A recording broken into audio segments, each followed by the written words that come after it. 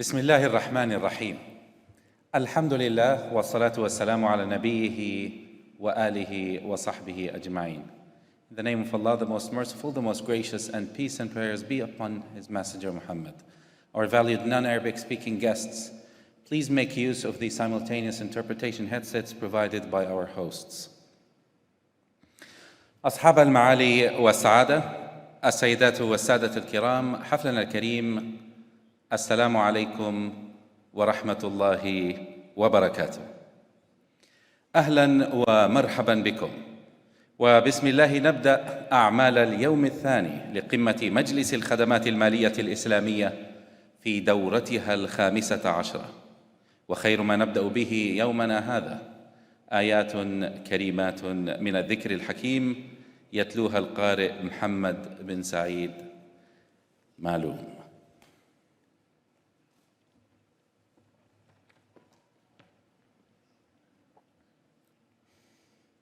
أعوذ بالله من الشيطان الرجيم.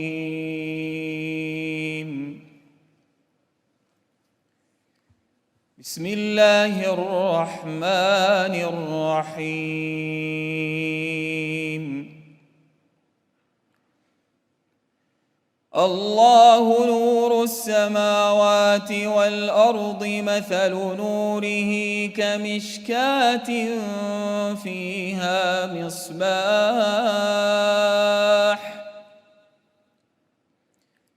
المصباح في زجاجة، الزجاجة كأنها كوكب دري يوقد من شجرة مباركة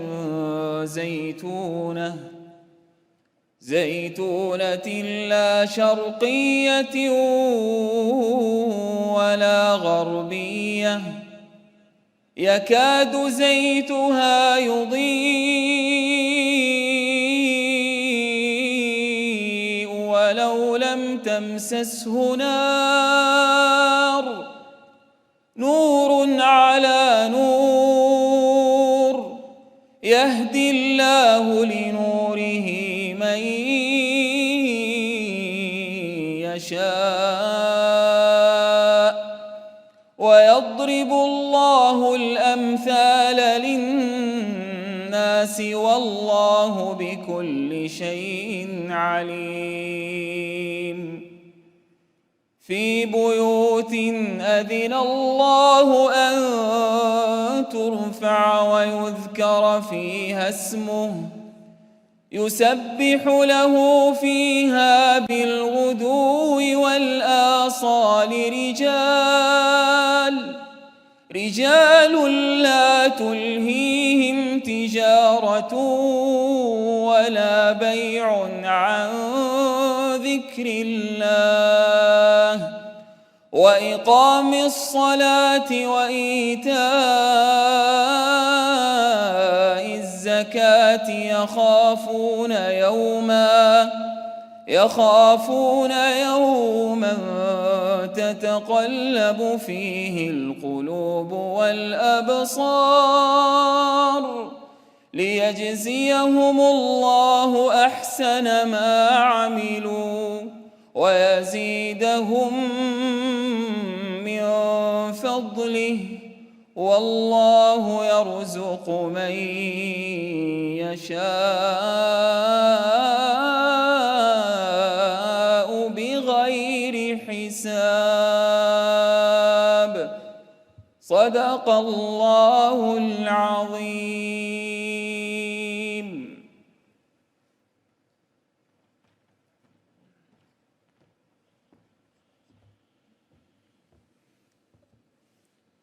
أصحاب المعالي والسعادة، السيدات والسادة الكرام، تأتي القمة 15 لمجلس الخدمات المالية الإسلامية التي يستضيفها البنك المركزي السعودي لتشكل منتدى عالميا ومنصة دولية رفيعة المستوى، وذلك لنقاش وتبادل وجهات النظر حول المستجدات والتطورات في قطاع الخدمات المالية الإسلامية. لنشاهد سوية هذا العرض المرئي. منذ تأسيس المملكة العربية السعودية ومع بدايات النهضة واستخراج النفط، أصبحت التنمية محور اهتمام الدولة وضمن خططها وبرامجها، وتستمر مسيرة الطموح لتكون المملكة نموذجا ناجحا ورائدا في العالم على كافة الأصعدة. قرن من الزمان أسست فيه المملكة نهضة تنموية شاملة انطلقت من مكانتها المحورية على الصعيدين العالمي والإسلامي. بقيادة خادم الحرمين الشريفين وولي عهده الأمين حفظهم الله، واستمرارا لمسيرة النمو والنهضة، أطلقت في عام 2016 ميلادية رؤية المملكة 2030 لتبدأ المملكة مرحلة نوعية من العمل والإنجاز والبناء. مبادرات وبرامج لا تتوقف، عمل وإبداع في كل اتجاه، إعادة اكتشاف لمكامن القوة في هذه الأرض، إنسان وطبيعة. ومن أبرز تلك البرامج برنامج تطوير القطاع المالي الذي يمثل أحد أبرز برامج الرؤية. حققت المملكة خلال سنوات يسيرة إنجازات وقفزات كبرى في مختلف قطاعات التنمية.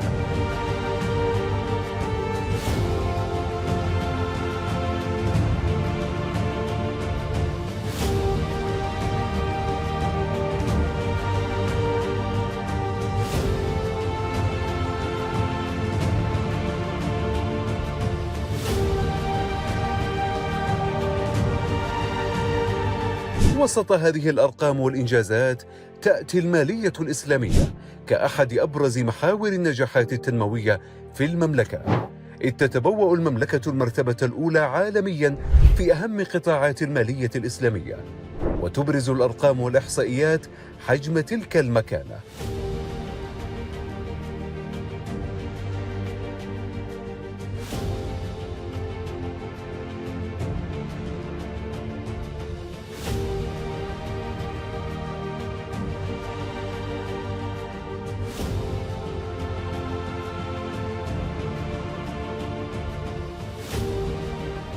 وتعزيزا لمكانة المملكة كرائدة في قطاع المالية الإسلامية على الصعيد الدولي، تم إطلاق استراتيجية المالية الإسلامية ضمن برنامج تطوير القطاع المالي لترسيخ مكانة المملكة كعاصمة للمالية الإسلامية في العالم.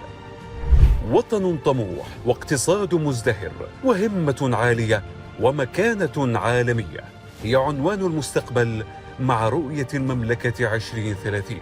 استكمالا لتلك المسيرة وتعزيزا للشراكة مع الجهات الدولية، يستضيف البنك المركزي السعودي أعمال القمة 15 لمجلس الخدمات المالية الإسلامية تحت شعار التمويل الإسلامي والتحول الرقمي، موازنة الابتكار والمرونة. تعزز هذه القمة الابتكار والتطوير في قطاعات المالية الإسلامية وعمليات الإشراف عليها والاستفادة من خدماتها ومنتجاتها المتنوعة، واعتماد مختلف التقنيات وضمان الاستدامة لدفع عجلة النمو وتحقيق فرص التنمية في القطاع. تعتبر هذه القمة من أبرز الفعاليات عالمياً، مشكلة منصة رئيسة رفيعة المستوى للنقاش وتبادل وجهات النظر بين الجهات الرقابية والجهات الفاعلة في القطاع المالي وقادة الفكر والأوساط المهنية من جميع أنحاء العالم. تحتضن المملكة العربية السعودية أكبر سوق للمالية الإسلامية، وتواصل جهودها نحو مواكبة التطورات والتحولات الرقمية لتحقيق المزيد من النمو والتطور. كما تشكل هذه القمة فرصة فريدة لصناع القرار والجهات الفاعلة في السوق على حد سواء لتبادل الخبرات وعقد المحادثات حول هذه المواضيع.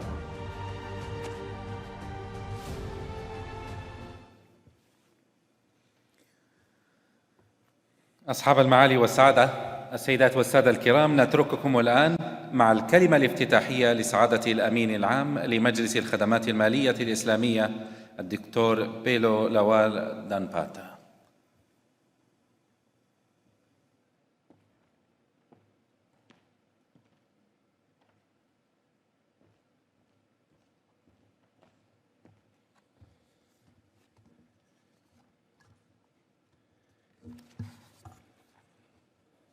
Bismillahir Rahmanir Rahim. Wassalatu wassalamu ala Sayyidina Muhammadin wa ala alihi wa sahbihi wa sallim. Your Excellencies, distinguished guests, ladies and gentlemen, Assalamu alaikum wa rahmatullahi ta'ala wa barakatuh, and a very good morning to all of you. It is with great delight and profound gratitude to Allah subhanahu wa ta'ala that I stand before you to present a short opening remarks. I would like to begin by appreciating and congratulating Your Excellency, Dr. Fahad AlMubarak, Governor of Saudi Central Bank, SAMA, and the entire SAMA team for being a worthy host. Thanks so much for providing excellent facilities and resources befitting to this great global event. The IFSB greatly values the excellent working relationship with SAMA on so many fronts, including this very event. Permit me also to express the IFSB's immense gratitude to Your Excellencies, Governors of Central Banks, the IFSB Council Chairman, the IFSB Deputy Council Chairman, the IFSB Executive Committee Chairman, heads of IFSB member regulatory and supervisory authorities, and all other distinguished speakers and participants in this 15th IFSB Summit that are joining us here in a hybrid format, whether you are physically or virtually. Your Excellencies, notwithstanding the COVID-19 pandemic, the global Islamic financial services industry sustained its double-digit growth momentum by recording a 10.7% year-on-year growth in 2020 to reach the asset worth of $2.7 trillion US dollars. In addition to the numerous notable developments recorded across jurisdictions and key segments, the Islamic banking industry is now systemically significant in 15 jurisdictions that account for 82.7% of total outstanding sukuk in 2020. Based on the findings on the IFSB research working papers and IFSB stability report, the global Islamic financial services industry demonstrated commendable financial stability and resilience despite the COVID-19 pandemic shock. As an international standard-setting organization that promotes and enhances the soundness and stability of the global Islamic financial services industry by issuing prudential standards and guiding principles for the industry, the IFSB considers the various presentations and discussions in the 15th IFSB Summit as very pertinent and timely. This is because the suddenness and extensiveness of COVID-19 pandemic crisis not only present the first major test of resilience of the global Islamic financial system, but also added a speed to the need for digital transformation process in the industry. Therefore, the theme of this summit, Islamic finance and digital transformation, balancing innovation and resilience, could not be more apt. In these brief opening remarks, I would like to touch on a very few points that the IFSB considers imperative in driving the valuable viewpoints and submissions that will emanate from the various sessions in today's and tomorrow's discussions. Your Excellencies, ladies and gentlemen, digitalization of Islamic financial services have no doubt enormous benefit in today's value-driven, customer-centric, and digitalized financial landscape. These include, but not limited to, enhancing operational efficiency, constant stability, and competitiveness of institutions offering Islamic financial services across the globe.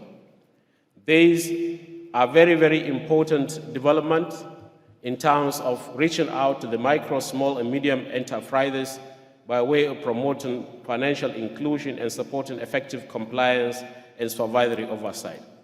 Nonetheless, definitely, digitalization may also amplify the IFI's exposure to potential new risks, like the cybersecurity risks, data integrity, cloud concentration, third-party and outsourcing, and money laundering and financial terrorism risks, and reputational risks, among other risks.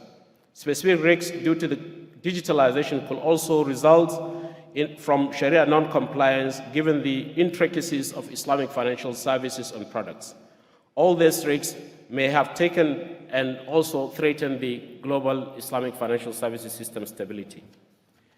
Your Excellencies, in line with its mandate to promote the stability and ensure the soundness of Islamic financial services industry, The IFSB, like other international standard setters, is reviewing the implications of development in the digital transformation process in the Islamic financial services industry. The IFSB has a dedicated segment on digital finance in its technical note on financial inclusion. In this document, the IFSB provides detailed technical guide on the priorities and considerations that are pertinent for regulatory and supervisory authorities vis-à-vis the implication of technological innovation for financial inclusion through the Islamic financial services industry in IFSB member jurisdictions. This is in addition to the issuing of dedicated research papers on digital transformation in Islamic banking. The IFSB, in furtherance of its core mandate, hopes this summit will offer a diverse perspective and exchange of ideas among the leading industry stakeholders on related regulatory and policy initiatives, and issues will be discussed that will impact the resilience of the Islamic financial service industry post-pandemic. I would like to conclude by reiterating the appreciation of the IFSB to the Saudi Central Bank for hosting this event and for the kind presence of our excellencies.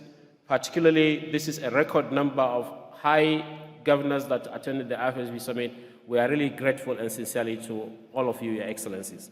I would also like to reiterate our expected valuable appreciation for the expected valuable contributions from the distinguished speakers and participants in order to make this summit a success. On that note, once again, with best wishes, I thank you all for your participation in the 15th IFSB Summit. Wassalamu alaikum wa rahmatullahi ta'ala wa barakatuh.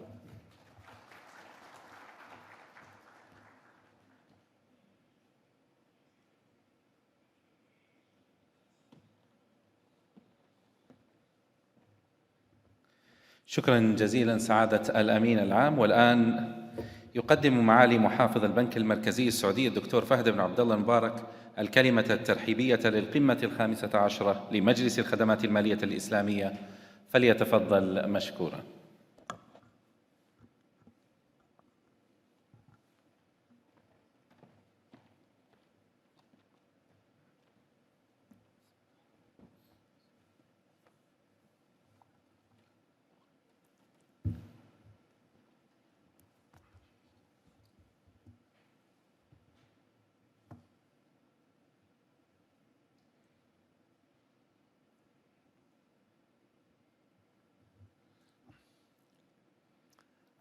بسم الله الرحمن الرحيم، والصلاة والسلام على أشرف المرسلين، أصحاب المعالي والسعادة، الضيوف الكرام، السلام عليكم ورحمة الله وبركاته. بداية يطيب لي أن أرحب بكم في المملكة العربية السعودية وبدء أعمال مؤتمر القمة 15 لمجلس الخدمات المالية الإسلامية، والذي يتشرف البنك المركزي السعودي باستضافتها هذا العام. أرحب بكم في هذه المدينة الجميلة جدة عروس البحر، وبقرب مكة المشرفة والحرم المكي الشريف قبلة المسلمين. وأود أن أخص بالشكر والتقدير لأصحاب المعالي لحضورهم، المحافظين لحضورهم شخصياً، كما أشكر وأقدر من شاركنا افتراضياً. ولكن أيضاً أشكر رؤساء المنظمات ورؤساء اللجان وأصحاب السعادة وجميع المشاركين حضورياً وافتراضياً لتلبية الدعوة لهذا المؤتمر المهم. أصحاب المعالي والسعادة، الإخوة والأخوات الكرام، تنعقد هذه القمة تحت عنوان المالية الإسلامية والتحول الرقمي، تحقيق التوازن بين الابتكار والمتانة، حيث تسعى القمة للتركيز على تطور صناعة المالية الإسلامية والتحول الرقمي من منظور التوازن بين القدرة على الاستفادة من الابتكار وفي نفس الوقت تعزيز متانة القطاع المالي واستقراره. ولله الحمد استطاعت صناعة المالية الإسلامية المحافظة على نمو مضطرد، كما تمكنت من الانتشار جغرافياً حتى أصبحت اليوم متواجدة في جميع قارات العالم والأغلبية العظمى من الدول. وفي هذا السياق فقد وفرت التقنية الحديثة مجالاً واسعاً للمؤسسات المالية الإسلامية لتقديم منتجات وحلول وتبني التحول الرقمي بما يعزز تجربة ورضا عملائها.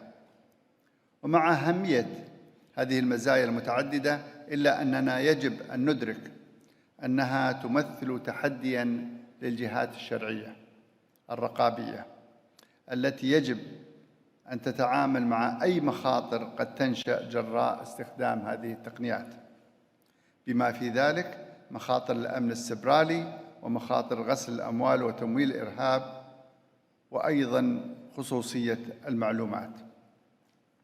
الإخوة والأخوات الكرام، شهدت صناعة المالية الإسلامية تطوراً لافتاً على المستوى العالمي، حيث حققت نمواً سنوياً يزيد عن 10% بحسب تقرير مجلس الخدمات المالية الإسلامية لهذا العام، لتبلغ المالية الإسلامية نحو 2.7 تريليون دولار خلال عام 2020. وفي خضم ما شهده العالم من تبعات صحية للجائحة، فقد تمكنت الصناعة من التعامل معها بفعالية والحد من آثارها السلبية بفضل من الله والسياسات النقدية والمالية ونتيجة الإصلاحات المالية والتشريعات المصرفية الاحترازية أعقاب الأزمة 2008، والتي عززت من حماية العملاء والمحافظة على الاستقرار المالي بشكل متوازن، وأوجدت نظاماً مالياً قوياً قادراً للتصدي للأزمات العالمية.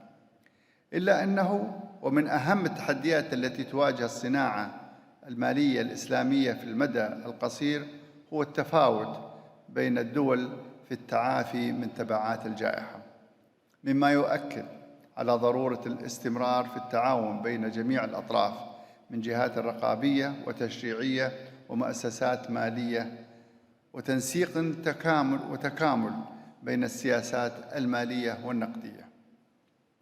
الضيوف الكرام، شهدت صناعة المالية الإسلامية في المملكة خلال العقود الماضية تطورات أوصلت المملكة العربية السعودية إلى الصدارة العالمية من حيث حجم الأصول المالية المتوافقة مع الشريعة في مختلف القطاعات المالية والتجارية، حيث بلغ مجموع أصول الخدمات المالية الإسلامية في القطاع المصرفي وقطاع الصكوك وقطاع التأمين وقطاع صناديق الاستثمار بالمملكة ما يقارب ل 800 مليار دولار، وهو يمثل ما نسبته 28% تقريباً من إجمالي الأصول المالية الإسلامية عالمياً، وذلك وفق تقرير مجلس الخدمات الإسلامية الصادر هذا العام.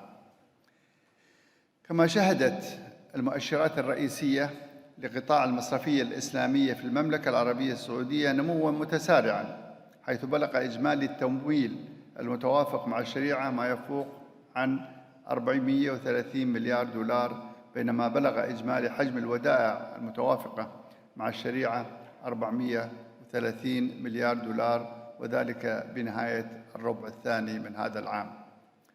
ويأتي هذا النمو وهذه المرتبة المتقدمة في المملكة في صناعة المالية الإسلامية تحقيقاً لمستهدفات رؤية 2030 وبتوجيهات ومتابعة من خادم الحرمين الشريفين وسمو ولي عهده الأمين حفظهم الله وأيدهم. فعلى سبيل المثال وليس الحصر، تساهم الصناعة المالية الإسلامية في تحقيق عدد من مستهدفات الرؤية، كتوفير حياة مزدهرة في بيئة صحية من خلال تمويل الاقتصاد الأخضر والمستدام، وتمكين المسؤولية المجتمعية من خلال القطاع الوقفي، وتنمية وتنويع الاقتصاد من خلال تطوير سوق الأسهم وسوق الدين، وزيادة معدلات التوظيف من خلال الحلول التمويلية التشاركية ودعم المنشآت الصغيرة والمتوسطة. الأخوة والأخوات، نفخر جميعاً باعتبار صناعة المالية الإسلامية جزء من النظام المالي العالمي نظراً لانتشارها الجغرافي وتطورها الكمي والنوعي الملموس عبر الأسواق المالية العالمية. ويجب الاستفادة قدر المستطاع من الحلول التقنية التي يقدمها بشكل غير مسبوق قطاع التقنية المالية، بحيث تستفيد منها المالية الإسلامية لزيادة الشمول المالي وتقديم خدمات مالية مبتكرة بتكاليف أقل وتنفيذ أسرع. أصحاب المعالي والسعادة الكرام، ستتناول أعمال هذه القمة الحديث عن التقنية المالية ودورها في المالية الإسلامية، وسيتم بحث الفرص والتحديات والسياسات التنظيمية المصاحبة، كما سيتم مناقشة الأطر الرقابية والأشرافية الفاعلة ذات العلاقة، وذلك عبر 7 جلسات متخصصة تستمر على مدى يومين. وبهذه المناسبة أجدد الشكر والتقدير لأصحاب المعالي والسعادة المشاركين والمتحدثين في هذه الجلسات وفي هذه القمة. كما أود أن أدعوكم للاطلاع على التقرير المشترك من مجلس الخدمات المالية الإسلامية الذي أصدر متزامناً مع هذه المناسبة.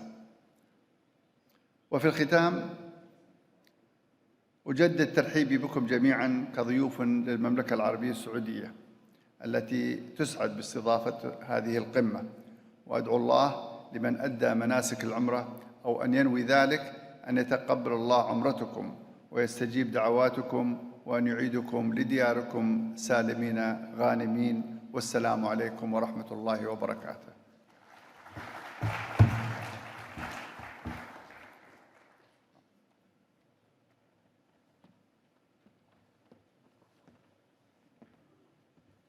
شكرا جزيلا معالي محافظ البنك المركزي السعودي. نترككم الآن مع الكلمة الرئيسة للقمة 15 لمجلس الخدمات المالية الإسلامية يقدمها معالي محافظ مصرف الإمارات العربية المتحدة المركزي الأستاذ خالد بن محمد بالما، فليتفضل مشكورا.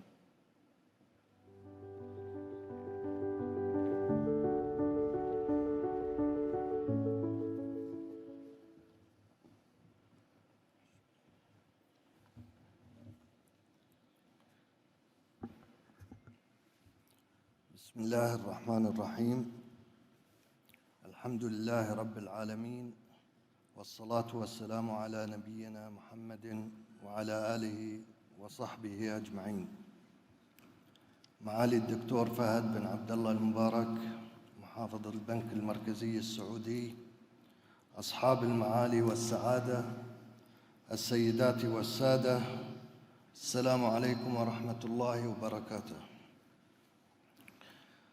أود بداية أن أتوجه بالشكر الجزيل إلى معالي الدكتور فهد بن عبد الله المبارك محافظ البنك المركزي السعودي على دعوتنا لحضور أعمال القمة 15 لمجلس الخدمات المالية الإسلامية التي تستضيفها المملكة العربية السعودية مشكورة. كما أتقدم بالشكر والتقدير إلى مجلس الخدمات المالية الإسلامية على تنظيم هذه القمة وجهوده في تطوير الخدمات المالية الإسلامية.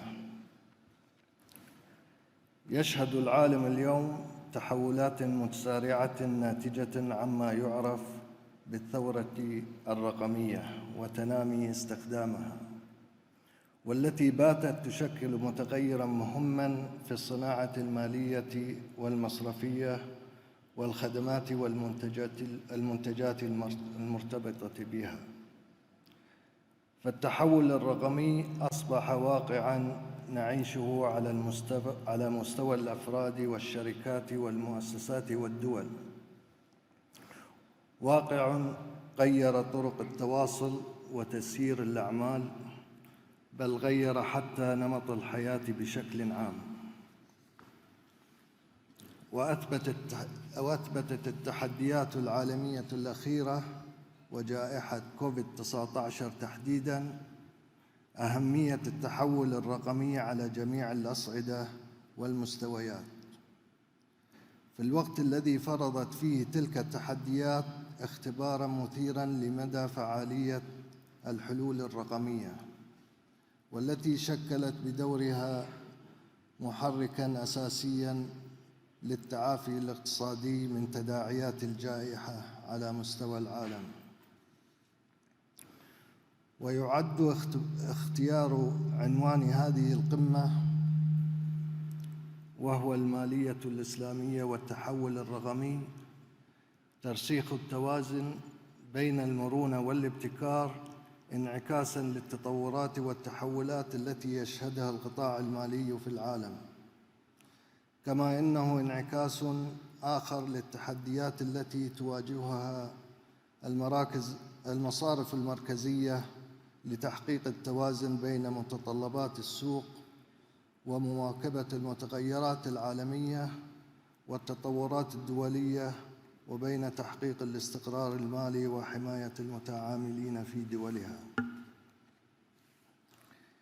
إن التسارع المذهل في وتيرة دخول التقنيات الحديثة في النشاط الاقتصادي والمالي، إلى جانب التزايد الهائل في تطور الابتكارات والتقنيات المالية، لكونها تضم كماً هائلاً من الفرص الاستثمارية، أدى إلى ظهور تحولات غير مسبوقة في الصناعة المالية المصرفية، ومنها بطبيعة الحال الصناعة المالية والمصرفية الإسلامية، حيث يؤثر التحول الرقمي إيجاباً على تحقيق النمو الاقتصادي والمالي، وذلك من خلال توفيره أفضل الحلول المالية الرقمية للمؤسسات والشركات، وتلبية احتياجات الأفراد ورغبات العملاء على نحو أفضل.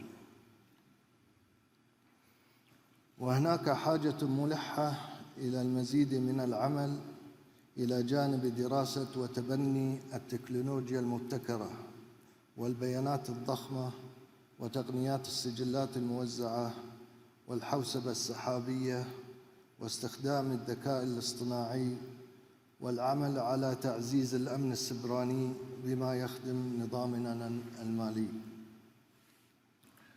ونرى كذلك أنه من الضروري قيام الجهات الرقابية بدورها الإشرافي والتنظيمي لخلق بيئة محفزة للابتكار تسهم في تعزيز البنية التحتية الرقمية للقطاع المالي والمصرفي، وتشجيع التحول المالي الرقمي وزيادة شمولية الخدمات المالية الرقمية، وإيجاد فرص التطوير والاستثمار في مجالات التقنية المالية لتعزيز القدرات التنافسية للقطاعات الاقتصادية والمالية والمصرفية، مع الحرص على إدارة مخاطر هذه التقنيات الحديثة بشكل أكثر فعالية. ومن جانب آخر، فإن التحديات التي تواجه هذا التحول الرقمي والمخاطر المحدقة به تجعل مسؤولياتنا كجهات رقابية أكثر أهمية، وخاصة إدارة المخاطر التي أسهم التحول الرقمي في تعزيز مركزيتها. وينبغي أن تنعكس هذه الأهمية في استراتيجيتنا لتحقيق الاستقرار المالي والنقدي في دولنا، وذلك من خلال تبني التكنولوجيا الرقابية والإشراف، تبني التكنولوجيا في الرقابة والإشراف، وتوفير بيئة تجريبية مناسبة للتكنولوجيا المالية، بالإضافة إلى تبني سياسات رقابية مناسبة تشجع على توظيف استراتيجيات توازن بين المخاطر الأساسية واستخدام التكنولوجيا المالية، وكذلك تعزيز قدرات المؤسسات المالية على إدارة مخاطر الأمن السيبراني وحفظ بيانات المتعاملين ومواجهة غسل الأموال ومكافحة تمويل الإرهاب، والمزيد من التعاون المستمر بين الشركاء وتبادل الخبرات على الصعيدين الإقليمي والدولي. أصحاب المعالي والسعادة، السيدات والسادة، إن التعاون وتبادل الخبرات ومشاركة الخطط الاستراتيجية والمبادرات كفيل بأن يعزز من فاعليتها ويرفع من كفاءة مؤسساتنا والقطاع المالي في بلداننا. وتعزيزاً لهذا المبدأ، فإننا على استعداد لمشاركة المبادرات والمشاريع والخطط التي عملنا ولا زلنا نعمل على تفعيلها، وقد كان لكثير منها أثر وصدى طيب وضع دولة الإمارات في مكانة متقدمة بدخولها نادي العشر الكبار كأفضل دول العالم في تقرير التنافسية الرقمية العالمية لعام 2021 والصادر عن مركز التنافسية العالمي. نحن ندرك تماماً أن استراتيجيتنا الخاصة بالتحول الرقمي وبناء بيئة ناضجة للتكنولوجيا المالية تبدأ بالاستفادة من الخبرات وأفضل الممارسات المعمول بها حول العالم. وقد ركزنا على بعض المشاريع المهمة مثل المدفوعات، وأنشأنا لهذا الغرض مكتباً متخصصاً في التكنولوجيا المالية لدعم تسريع التحول في المدفوعات الرقمية، بالإضافة إلى بعض المبادرات التي توفر بيئة رقابية ملائمة للتحول الرقمي في الدولة. إلا أننا مدركون أنه يجب علينا التطور بشكل أكبر وأسرع لنكون سباقين إلى فهم الابتكارات التكنولوجية واحتوائها والاستفادة منها. حضور الكريم، إن الشراكة البناءة مع الشركاء المحليين والإقليميين والدوليين أثبتت فعاليتها في تنفيذ استراتيجيتنا وتحقيق رؤيتنا وطموحاتنا لتعزيز الابتكار في التحول الرقمي. ويسرني هنا الإشارة بفخر إلى نتائج التعاون المثمر والعمل المشترك بين مصرف الإمارات العربية المتحدة المركزي والبنك المركزي السعودي بشأن مشروع عابر للعملة الرقمية المشتركة، والتي أتت متوافقة مع نتائج التجارب المماثلة لعدد من البنوك المركزية والمتمثلة في إثبات حقيقة أن تقنية السجلات الموزعة ستساهم في تزويد البنوك المركزية بالقدرات اللازمة لتطوير أنظمة الدفع على المستويين المحلي وعبر الحدود. إننا سعداء بهذا التعاون مع البنك المركزي السعودي، ونحرص على الاستمرار به وتعزيزه ودفعه قدما في المجالات كافة بما يحقق مصلحة البلدين وطموحات الشعبين الشقيقين. أصحاب المعالي والسعادة، السيدات والسادة، إن المالية الإسلامية التي تتبوأ مكانة استراتيجية لدولنا ليست بمنأى عن التحول الرقمي وعن التحديات التي ذكرناها، بل قد تواجه تحديات إضافية تمليها طبيعتها الخاصة وأنماط تعاملاتها الفريدة. ففي الوقت الذي أظهرت فيه المؤسسات المالية الإسلامية بعض المرونة في تبني التحول الرقمي ونجاحاً في الاستفادة منه، فإن تعاون الشركاء وتحديداً الجهات الرقابية سيساعد على تذليل الصعوبات وتجاوز التحديات التي تواجهها المالية الإسلامية بشكل عام، وفي مجال التحول الرقمي بشكل خاص، وتوحيد المعايير وخاصة المعايير الشرعية. إن نجحنا في تذليل هذه الصعوبات التي تؤثر على تقدم المالية الإسلامية، فإن التحول الرقمي سيساعد المالية الإسلامية على إبراز قيمتها المضافة وتوفير حلول مالية تبرز مكامن قوتها، كما يمكن للمالية الإسلامية حينها أن تكون سباقة إلى تبني المشاريع والمبادرات المرتبطة بأهداف التنمية المستدامة والتمويل الأخلاقي اللذين يتشاركان مع المالية الإسلامية في مقاصدها وأهدافها. ولذلك سعينا في الإمارات إلى التركيز على توحيد المعايير الشرعية وتنميطها، وتعزيز اليقين القانوني والرقابي بالنسبة للمؤسسات المالية الإسلامية. إلا أن تعزيز اليقين القانوني وتوحيد المعايير بطريقة فردية لن يخلق الأهداف المنشودة، وعليه فإن التعاون البناء وتوحيد الرؤية في هذا الخصوص أصبحا من أولى الأولويات في المالية الإسلامية.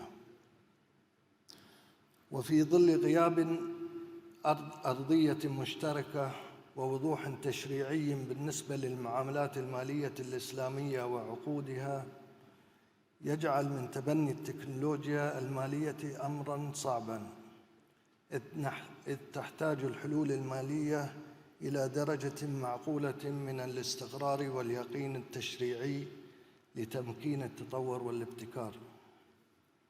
وهنا أود أن أشير إلى أن عملنا من خلال مجلس الخدمات المالية الإسلامية الذي أتشرف برئاسة مجلسه الأعلى حالياً يوفر منصة مهمة للتواصل والتعاون، ويبدأ ذلك من خلال تبنينا المعايير الاحترازية التي يصدرها المجلس بشكل عام، ودعم مشاريعه وتوجيهها نحو ما يخدم الأهداف الاستراتيجية المشتركة، ويعزز استقرار المالية الإسلامية والقطاع المالي في دولنا.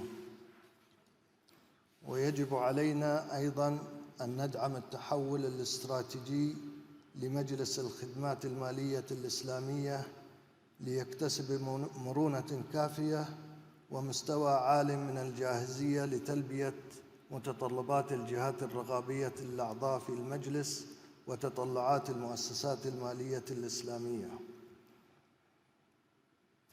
إن هناك الكثير من الفرص الكامنة في تطوير الخدمات المالية الرقمية، وينبغي التأكيد على أن مستقبل المالية الإسلامية مرتبط بشكل أساسي بمدى استعدادنا لتخيله واستشرافه، ومدى قدرتنا على تجاوز أي عقبات تعيق الاستفادة من القيمة الحقيقية المضافة له. الحضور الكرام، أتطلع إلى أن تسهم جلسات هذه القمة وما ستتناوله من أفكار برسم استراتيجيات واضحة وتقديم الحلول الابتكارية للتحديات التي تواجه التحول الرقمي للنظام المالي، وتحديداً المالية الإسلامية، والاستفادة منه في تعزيز التكامل والاندماج بين المالية الإسلامية وأهداف التنمية المستدامة، وأن تنعكس نتائج النقاش في هذه القمة على استراتيجيتنا في مجلس الخدمات المالية الإسلامية. وختاماً، أجدد الشكر والتقدير لمعالي محافظ البنك المركزي السعودي على الاستضافة الكريمة، وإلى الأمانة العامة لمجلس الخدمات المالية الإسلامية على التنظيم المميز واللائق للقمة. وأتمنى لكم جميعا التوفيق والنجاح في جلسات نقاشية مثمرة. والسلام عليكم ورحمة الله وبركاته.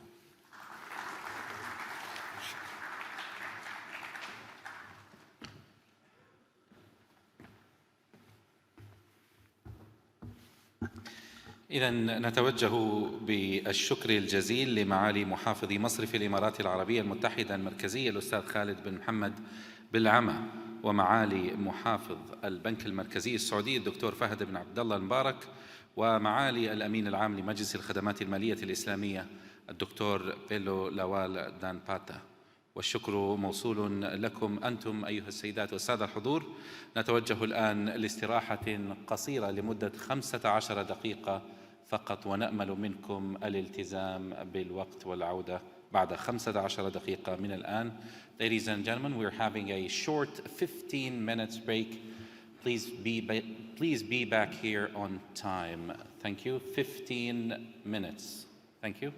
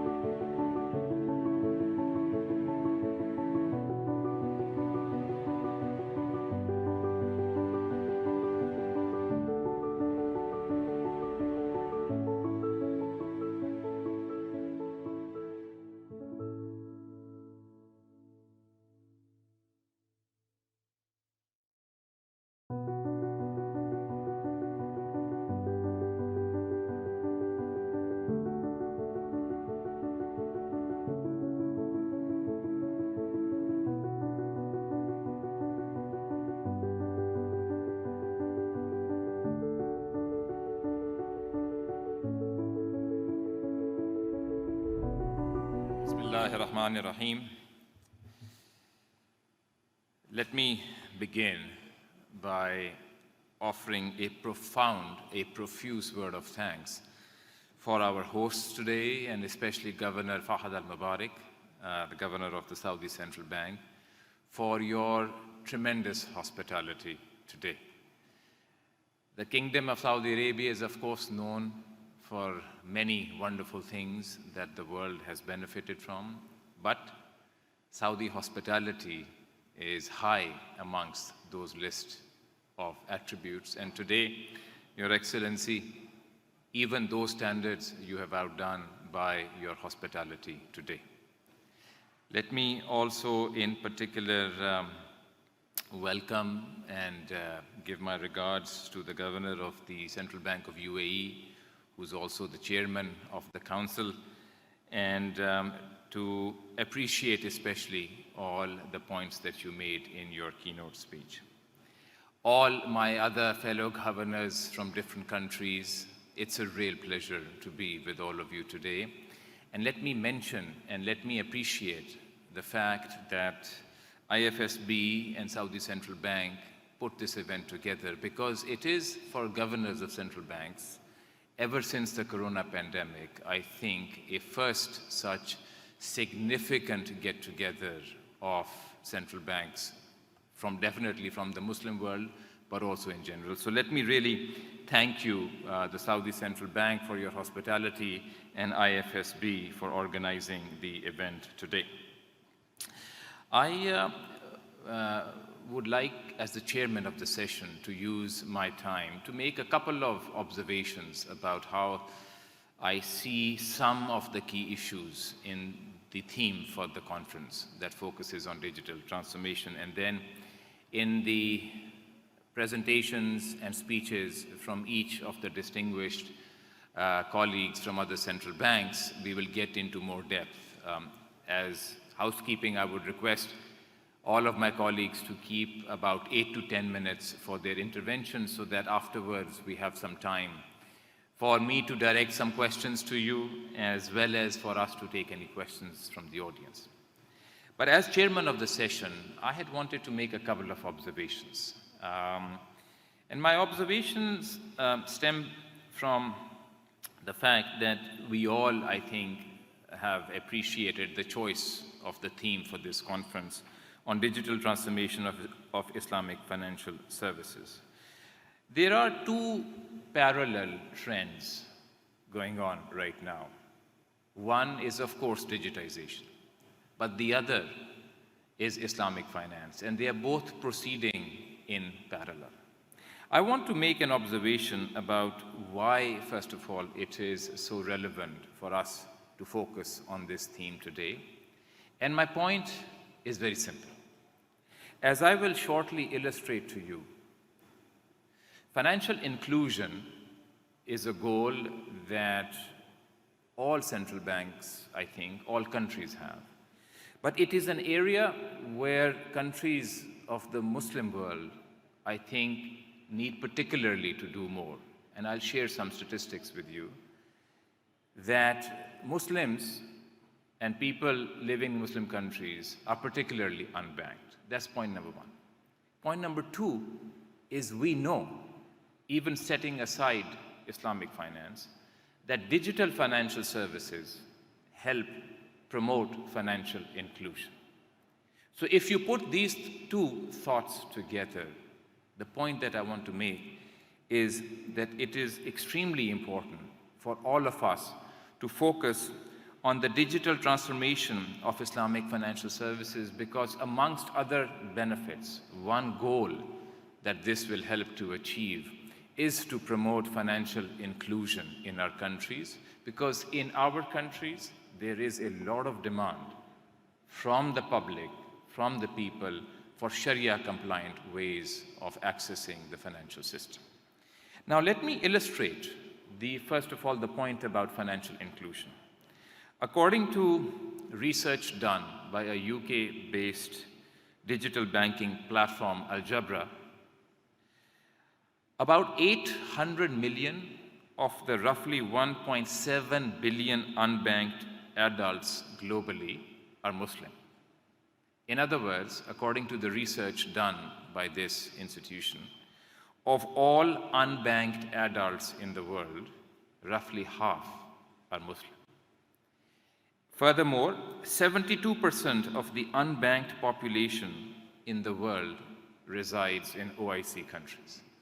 So you can see, from a financial inclusion perspective, we are clearly going to benefit from embracing any kind of a technology or an approach that helps promote financial inclusion.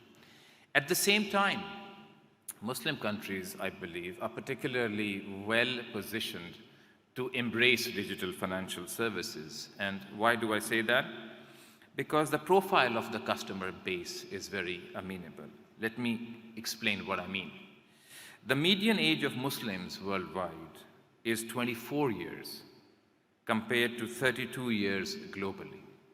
So if you look, Muslim populations are younger.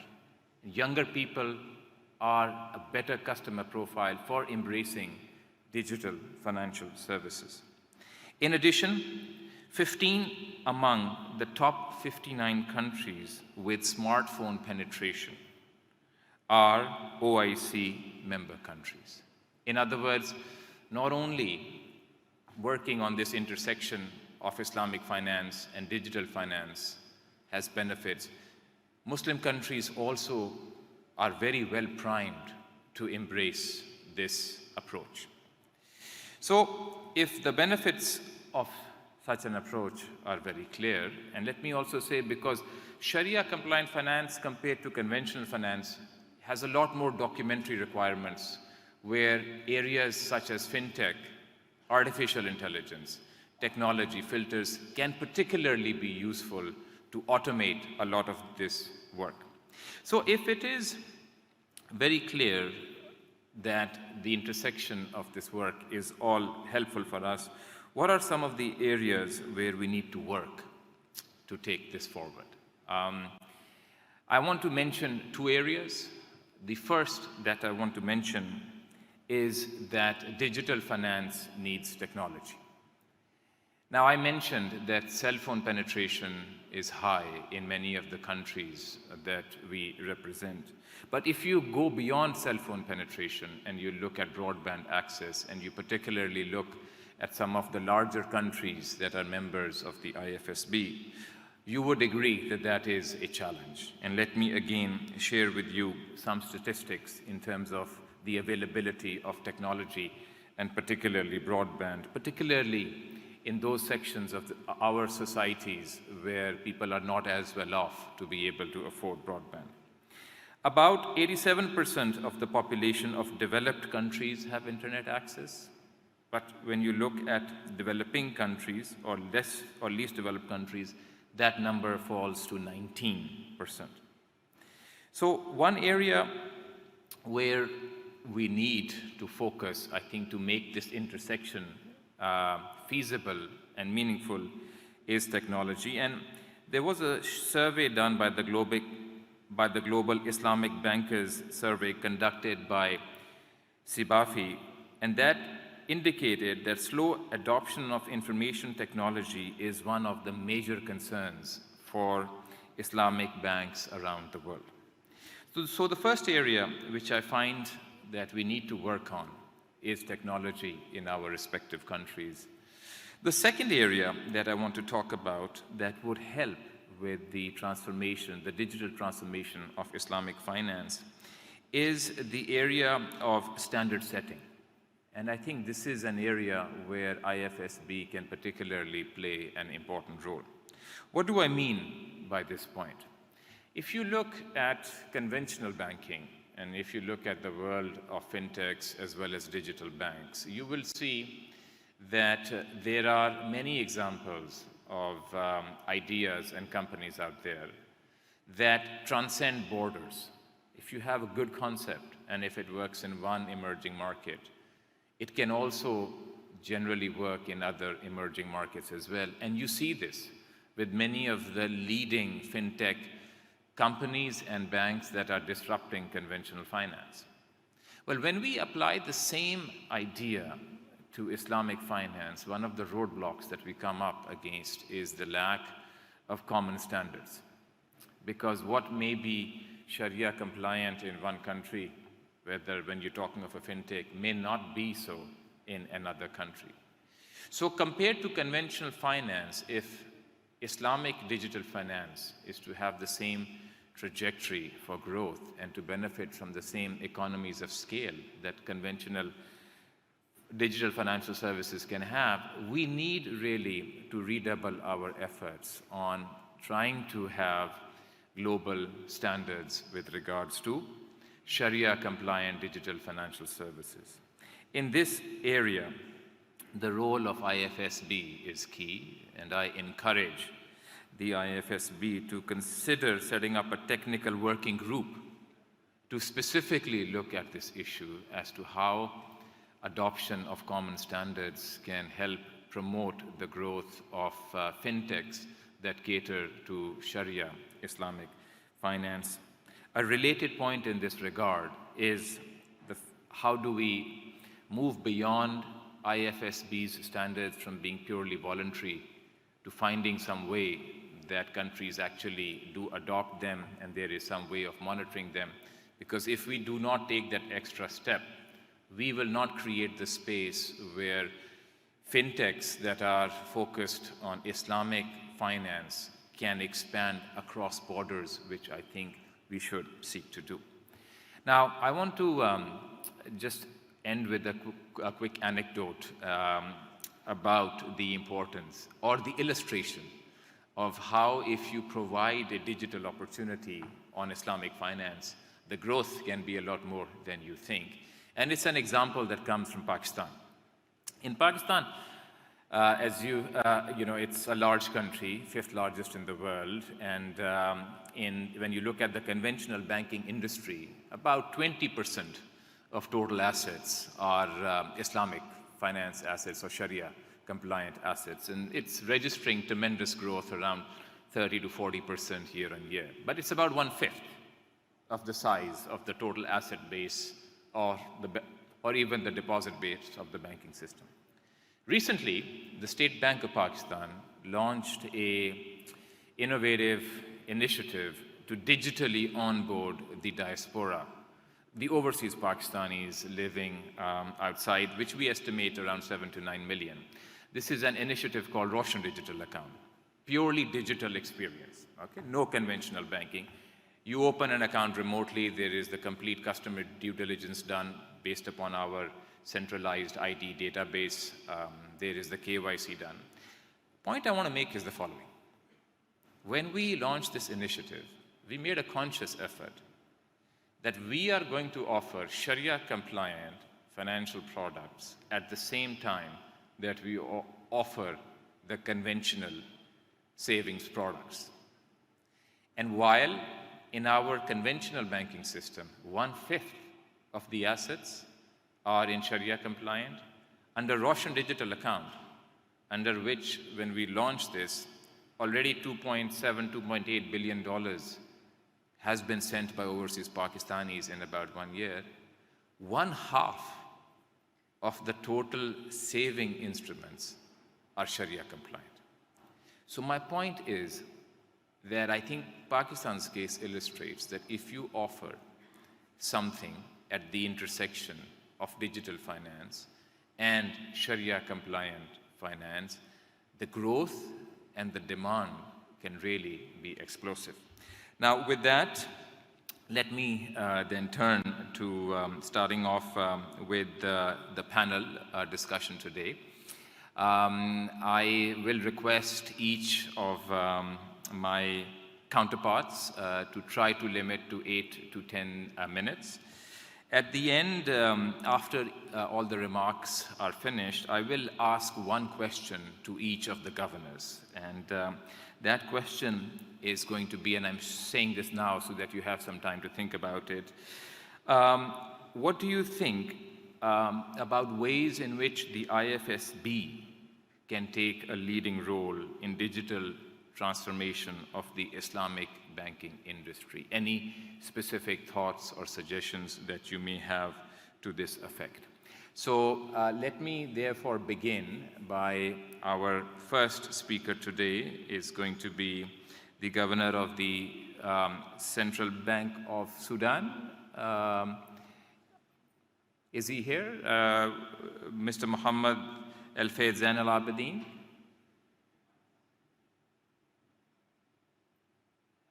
Okay. Then let me move on to Dr. Perry from Indonesia for your remarks, please. Thank you.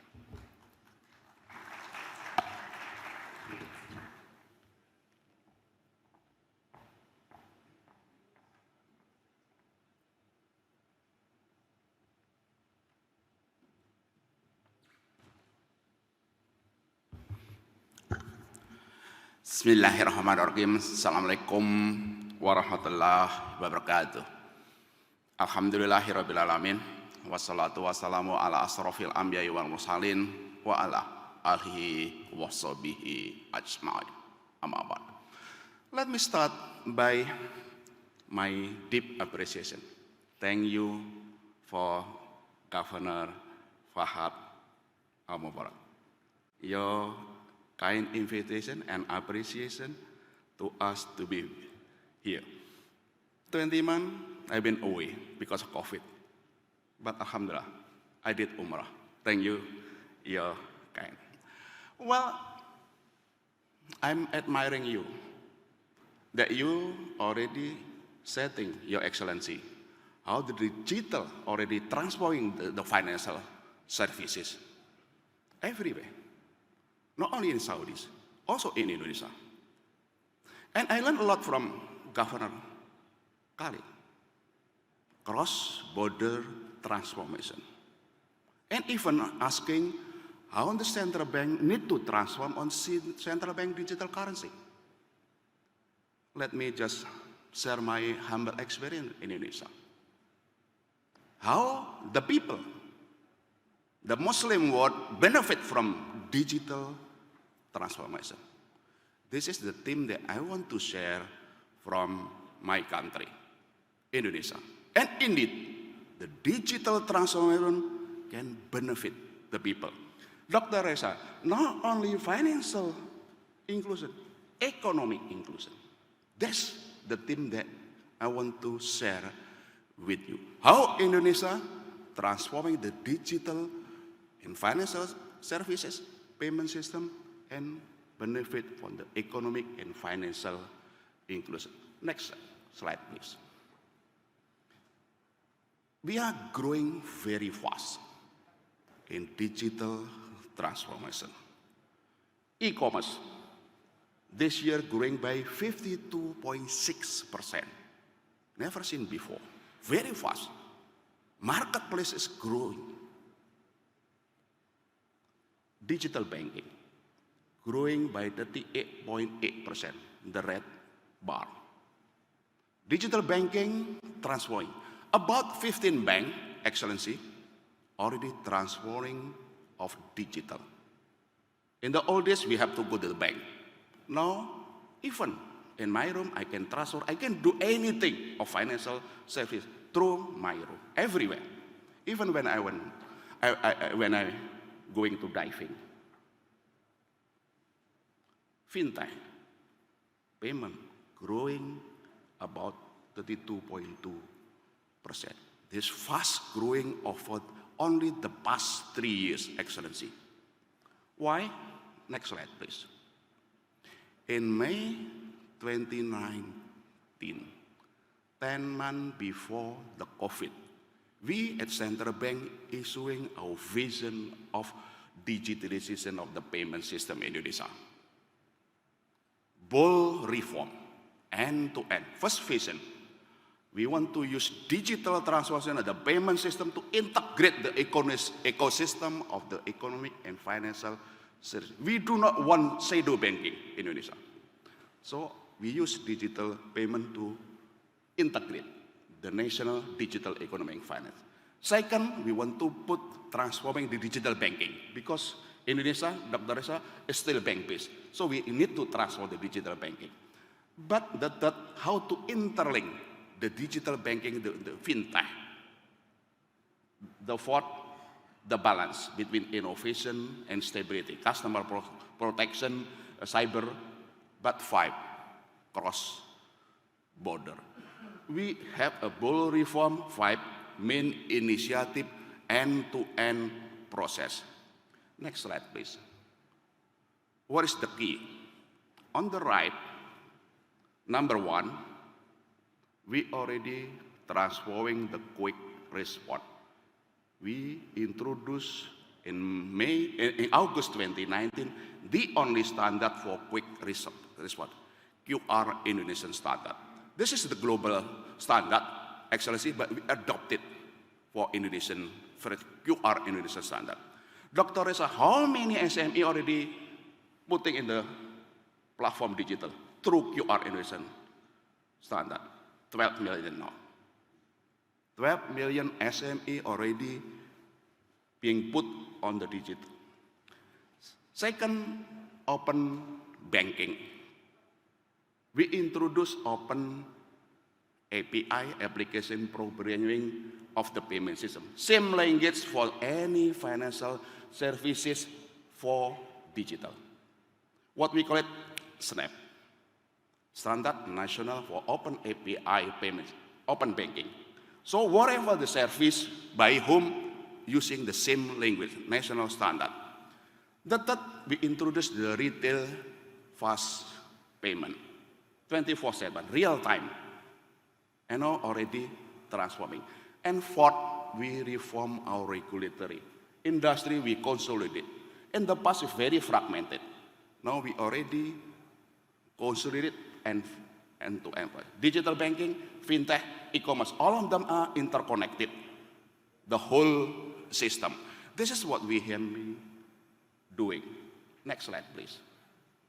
This is the picture where we frame the digital banking, the fintech, and the e-commerce in the one ecosystem, national integration of the economic and financial services.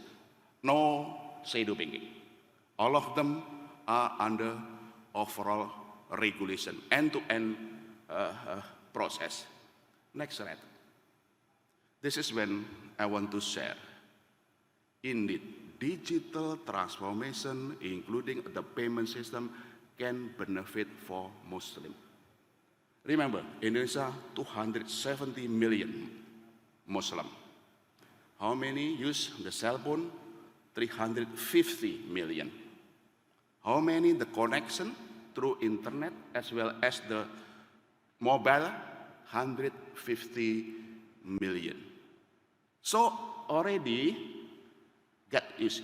So we introduce our digital payment transformation to benefit for any activities in Islamic activities.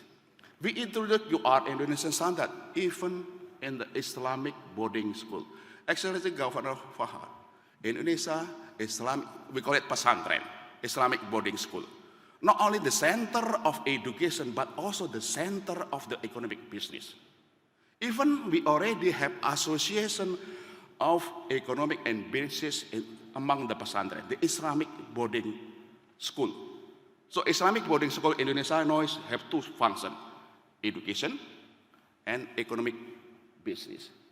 We introducing through this digital transformation for paying zakat, for any social activities, even for, activities in the mosque.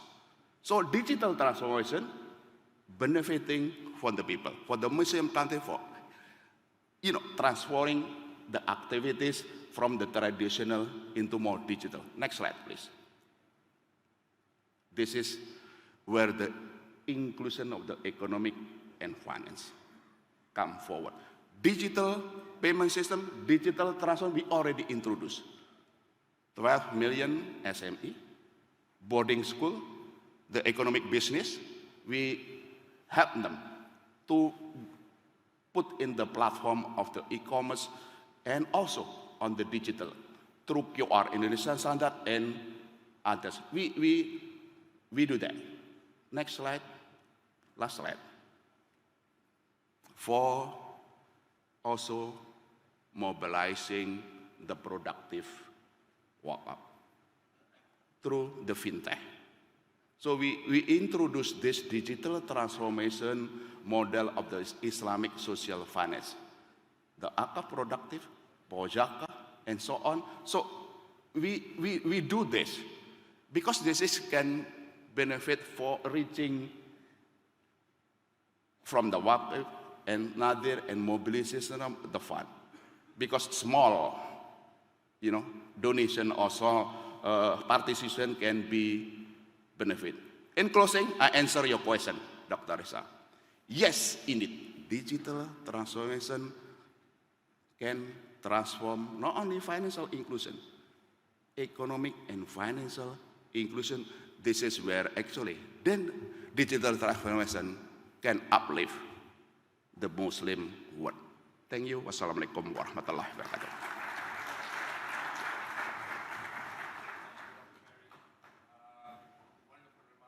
Particularly, I think well noted is the point that we need to think not only about its benefits for financial inclusion, but also the economic transformation that can occur. I think that's a very, very well noted point. Let me move on to our next speaker, His Excellency Rashid Mohamed Al-Miraj, Governor of the Central Bank of Bahrain. And once again, Excellency, I will request to kindly limit remarks to 8 to 10 minutes so we can have all the speakers and we don't run over. The floor is yours. Thank you. Assalamu alaikum wa rahmatullahi wa barakatuh. Bismillah ar-Rahman ar-Rahim. أصحاب المعالي، في البداية دعوني أتقدم بالشكر الجزيل إلى معالي الأخ الدكتور فهد المبارك على محافظ البنك المركزي السعودي على رعايته لهذا المؤتمر، والشكر أيضاً إلى الإخوان في مجلس الخدمات المالية الإسلامية على ترتيبهم وإعدادهم لهذا المؤتمر. وأود أن أعتذر عن عدم المشاركة الحضورية في هذا المؤتمر.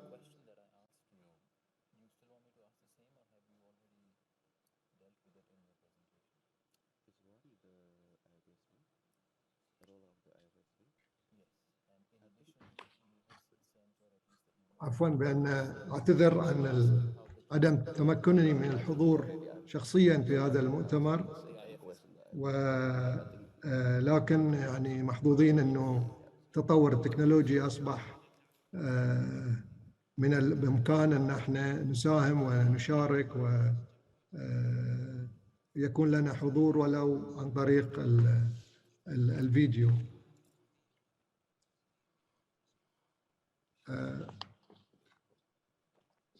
اسمحوا لي أن أتكلم باللغة الإنجليزية الآن. For Islamic financial institution, this is a great opportunity to circumvent the disadvantage of their smaller size and compete with their conventional peers at equal footing. However, a condition to any type of transformation is a change of the mindset. The digital age requires the regulator as well as the industry to think outside the box. In our experience at the Central Bank of Bahrain, facing a new technology with old, fixated, and bureaucratic mindset is a recipe for failure. This is not to say that the basics of banking have changed. They have not. Service orientation, cost efficiency, risk management are all characteristics of good banking and good business that will always be required. Technology helps achieve customer centricity and customer engagement in a new way. Digital transformation of Islamic financial services in most part will be no different than the digital transformation of conventional financial services. But it opens up a new channel of connecting with clients, as we have listened to the introductory remark by His Excellency Rida Baqir about the widespread of technology, of mobile, smart mobiles, and the same thing, the experience of our colleague, His Excellency, the Governor of Indonesia, about their outreach to the vast majority of the Indonesian people through technology. We have tools that will make us reach to a wider aspect of the population, and this is satisfy a major part of our regulatory duty is financial inclusion. Add to that unbundling of financial services through open banking challenges the long-established banks to find new ways to compete with more agile fintechs in a cost-effective way without unnecessarily raising or increasing risks. However, I would like to mention here some unique challenges in digitizing Islamic financial services. Various product structures and processes can be digitalized, but managing the Sharia non-compliance risk is key. For example, by ensuring that the sequence of transaction is kept in accordance with Sharia guidelines. Murabaha is a case in point where it is easy to digitalize the multiple buy and sell transaction between the customer and the bank and the vendor, but a slight change in the sequence can result in Sharia non-compliance risk. At the Central Bank of Bahrain, we have taken a liberal yet a cautious approach to fintech. We have been proactive in embracing technology in financial sector. We started the regulatory sandbox in 2017, and we have received since then 150 applications from interested companies. Some have already graduated and been licensed as a fully licensed companies operating in the main market. This regulatory framework covers regulations on crowdfunding, cloud computing, crypto assets, robo-advisory, and insurance aggregations, payment tokenization, and open banking. The AKYC project went live in April 2019. We also opened a digital lab in October last year to connect, screen, and qualify global fintechs on one centralized marketplace for collaboration and co-creation with cooperation with Bahraini financial sector.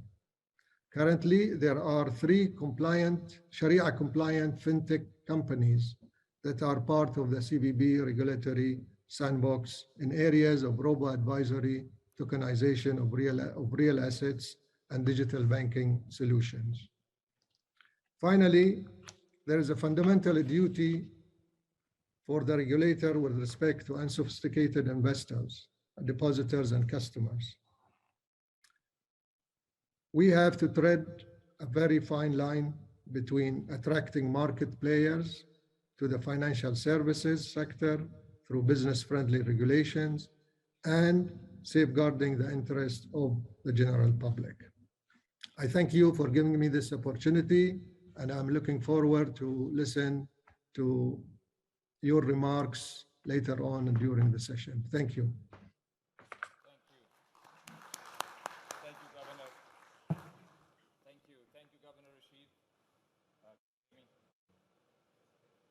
Thank you, Governor Rashid. That was particularly well appreciated, and especially I will remind the audiences about one point you made regarding the fact that non-compliance risk is quite high in Sharia financial services. And I think it reminds us, therefore, that digital solutions and fintech particularly has a role to play by using filters and automation to ensure that areas such as sequencing of documents can be taken care of in a much better and effective manner if we embrace digital transformation. So let me move on. Our next speaker is my friend, His Excellency Sadiq Al-Kabir, the Governor of the Central Bank of Libya. Sir, the floor is yours.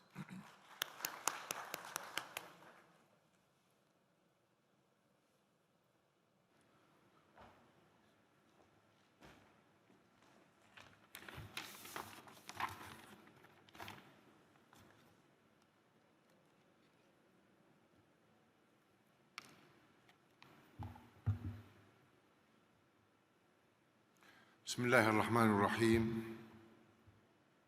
سيد الرئيس، السادة أعضاء مجلس خدمات المالية الإسلامية، السيدات السادة الحضور الكرام، السلام عليكم ورحمة الله وثم البركة، وأسعد الله أوقاتكم بكل خير.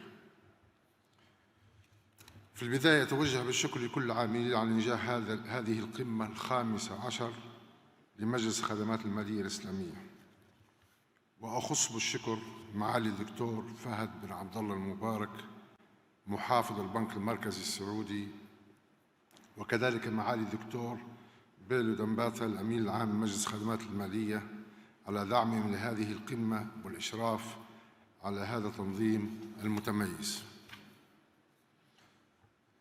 سيداتي والسادة، في ظل الظروف العصيبة والاستثنائية التي مرت بها ليبيا، وإلى جانب ما قام به مصرف ليبيا المركزي من دور استثنائي في تحقيق الاستقرار المالي والاقتصادي والمحافظة على استمرار السلامة المالية للدولة والحفاظ على سلامة القطاع المالي والمصرفي والتخفيف من آثار الانقسام السياسي والمؤسسي، وفي ظل التحولات التي يشهدها الاقتصاد العالمي والتحول المتسارع نحو الاقتصاد الرقمي، وخاصة في ظل جائحة كورونا، كان لابد على القطاع المالي والمصرفي الليبي أن يواجه الواقع ويستعد لمجاراة هذا التحول وأن يتهيأ للتحدي، وذلك من خلال استغلال تطور التكنولوجيا المالية الرقمية لطرح أساليب مبتكرة تنسجم مع العالم الرقمي الجديد ومع متطلبات الوضع الوبائي المستجد. ومن أجل رقمنة التمويل الإسلامي سعينا للقيام ببعض الإجراءات الضرورية يمكن إيجازها في الآتي. أولاً، تهيئة البيئة الشرعية. لأجل التهيئة أطلق مصرف ليبيا المركزي برنامجاً لتدريب المراقبين الشرعيين وتهيئتهم فيما هو ضروري في علم التكنولوجيا المالية الفينتك، وربطهم بالفرق العاملة على تطوير أساليب الدفع الإلكتروني والتحول الرقمي، لتمكينهم الفهم الصحيح لما يستجد من أمور، وليكونوا أكثر قدرة على تطوير المنتجات الرقمية وعلى إعطاء الحكم الصحيح للمنتجات الرقمية المتسارعة. ثانياً، تهيئة البيئة التشريعية، وذلك بإعادة صياغة عقود المنتجات الرقمية للحفاظ على حقوق المتعاملين من الضياع، وحتى تكون عمليات البنوك والمؤسسات المالية الإسلامية خالية من أي لبس أو خطأ أو غموض قد يشوبها، لتعزيز ثقة العملاء. كما نعمل على تطوير وتهيئة البيئة التشريعية من خلال تطوير القوانين والأنظمة الداخلية لعمل هذه المؤسسات بهدف إزالة العوائق التشريعية أمام رقمنة الصيغ التمويلية. وتحقيقاً لهذا الغرض أطلق مصرف ليبيا المركزي مبادرته بشأن وضع إطار للتشريعات المنظمة للمعاملات الإلكترونية في ظل افتقار دولة ليبيا لمنظومة قانونية متكاملة تنظم المعاملات الإلكترونية. ثالثاً، تهيئة البيئة التقنية. تزامناً مع الجائحة ضاعف مصرف ليبيا المركزي من مجهوده في إنشاء المنصات الإلكترونية المناسبة التي تتفق مع صيغ التمويل الإسلامي لضمان بيئة تقنية تكفل الجودة والدقة والأمان، بالإضافة إلى السعي لربط البنوك والمؤسسات المالية الإلكترونية بمؤسسات الدولة ذات العلاقة. السيدات والسادة الكرام، يتجه التمويل الإسلامي إلى العالم الرقمي نتيجة تزايد عدد العملاء الذين يبحثون عن حلول رقمية بديلة متوافقة مع الشريعة الإسلامية، إلا أن هذا المسار تواجهه صعوبات، منها الفجوة الرقمية. الفجوة الرقمية حاجز رئيسي أمام الاستخدام الفعال للخدمات الرقمية، لا سيما في المناطق الريفية والمناطق النائية. فبالرغم من تزايد الوعي بأهمية الخدمات المالية الرقمية تدريجياً، إلا أن الاستخدام الفعلي لتلك الخدمات لا يزال منخفضاً. وسعياً من مصرف الليبي المركزي لتقليل حجم هذه الفجوة، ثم التركيز على توعية هذه الفئة وتشجيعهم على اعتماد واستخدام الخدمات المالية الرقمية، وبيان المكاسب الرئيسية الناجمة عن استخدام تلك الخدمات المتمثلة في السرعة وسهولة الاستخدام وتقليل التكاليف التشغيلية، ناهيك عن الأهمية الخاصة لهذه المنتجات خلال أزمة انتشار الوباء في توفير الخدمة للعملاء، مع تقليل التفاعل المباشر لمحاصرة الوباء وتقليل فرص انتشاره. الصعوبات المتعلقة بدمج التكنولوجيا المالية في صيغة التمويل الإسلامي. إن إطار عمل التكنولوجيا المالية لا يزال قيد الإنشاء نتيجة حداثة الفكرة وقلة المعايير واللوائح، ونقص المعرفة والمهارات اللازمة، التي تعتبر من أهم الصعوبات والتحديات الرئيسية لدمج التكنولوجيا المالية في التمويل الإسلامي. وهذا ينتج عنه مخاوف كبيرة لدى العملاء ويؤثر على قراراتهم التمويلية. ومن أجل تقليل هذه الصعوبات تم العمل على تنمية الثقة المتبادلة بين المصارف وعملائها بهدف جعل العملية أكثر كفاءة، والتوسع قدر الممكن في برنامج التحول الرقمي وسهولة الوصول للمعلومات، دون أن يؤدي ذلك إلى إضعاف الرقابة الداخلية، وبحيث لا يعرض المصارف ومؤسسات التمويل للمخاطر. الصعوبات المتعلقة بالرقابة الشرعية. إن إنفاذ رقابة شرعية على المنتجات الإسلامية الرقمية يتطلب وجود هيئات للرقابة الشرعية مستقلة وقادرة على فرض رقابة شرعية فعالة، إلا أن بعض هيئات الرقابة الشرعية تمارس عملها بشكل غير مستقل، والبعض الآخر غير قادر على إنفاذ رقابة شرعية فعالة. السيدات والسادة الحضور، بالرغم من عديد التحديات والصعوبات المختلفة، عمل مصرف الليبي المركزي مع المصارف التجارية لتسريع عملية تطوير وسائل الدفع الإلكتروني للمحافظة على استمرار النشاط الاقتصادي، وبما يتفق المعايير الشرعية. انعكس ذلك في ارتفاع ملحوظ في استخدام وسائل الدفع الإلكترونية مقارنة بالأعوام السابقة، إذ ارتفع إصدار البطاقات المحلية بنسبة 33%، وارتفع عدد نقاط قبول البطاقات إلى 55%. أما عدد العمليات التي تمت باستخدام هذه البطاقات فقد ارتفع بنسبة 24%، في حين ارتفع حجم هذه العمليات بنسبة 25%.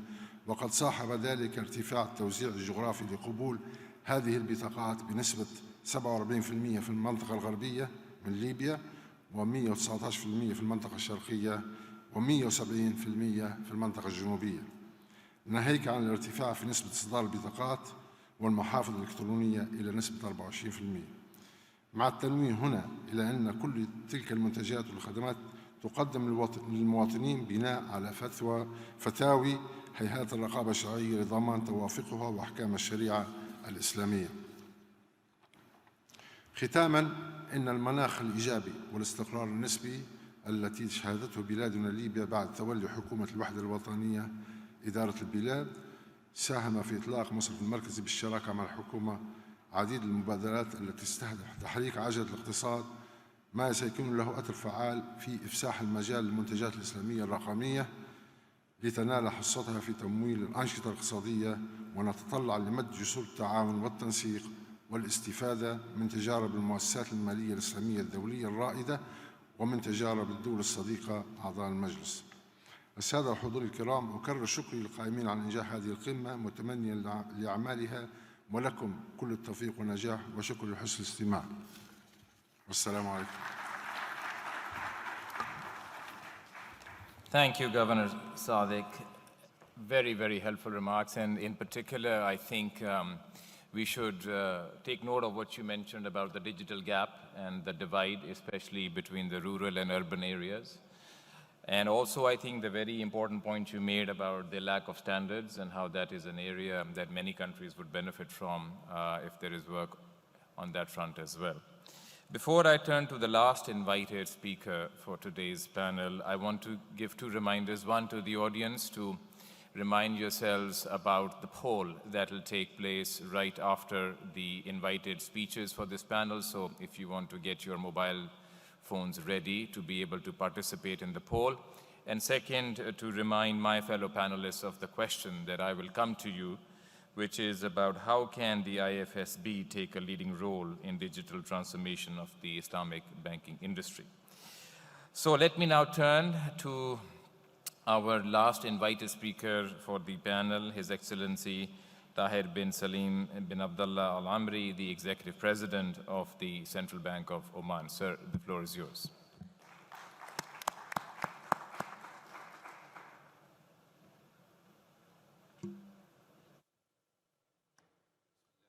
رحيم. معالي الأخ الدكتور فهد المبارك محافظ البنك المركزي السعودي، معالي الأخ خالد بن محمد بلعمة محافظ البنك الإمارات العربية المتحدة المركزي، رئيس مجلس الخدمات المالية الحالي، أصحاب المعالي الأخوة الكرام، أصحاب السعادة، الحضور الكرام، السلام عليكم ورحمة الله وبركاته. First, I would like to thank His Excellency Dr. Fahad, Dr. Danbatta, and the IFSB team and the SAMA team for the great hospitality and for inviting us here and for making everything easy. We really appreciate it. It's been a great pleasure. Let me start first by mentioning that there are so many things talked about with regards to digital transformation. I think as regulators as well, we always jump to risk and how we can mitigate that risk. It's probably we feel it's our duty, and we need to make sure that, yes, we provide the space, but at the same time, we have the duty of making sure that that space is safe for everyone, starting from customers, players, users, the economy, everybody.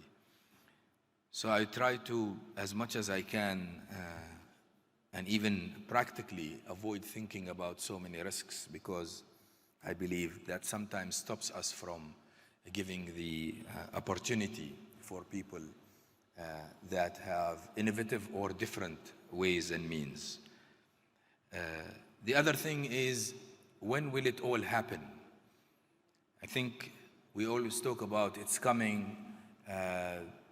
We hear quotes like, there will be no more banks, there will be no more financial institutions, and the digital institutions will take over.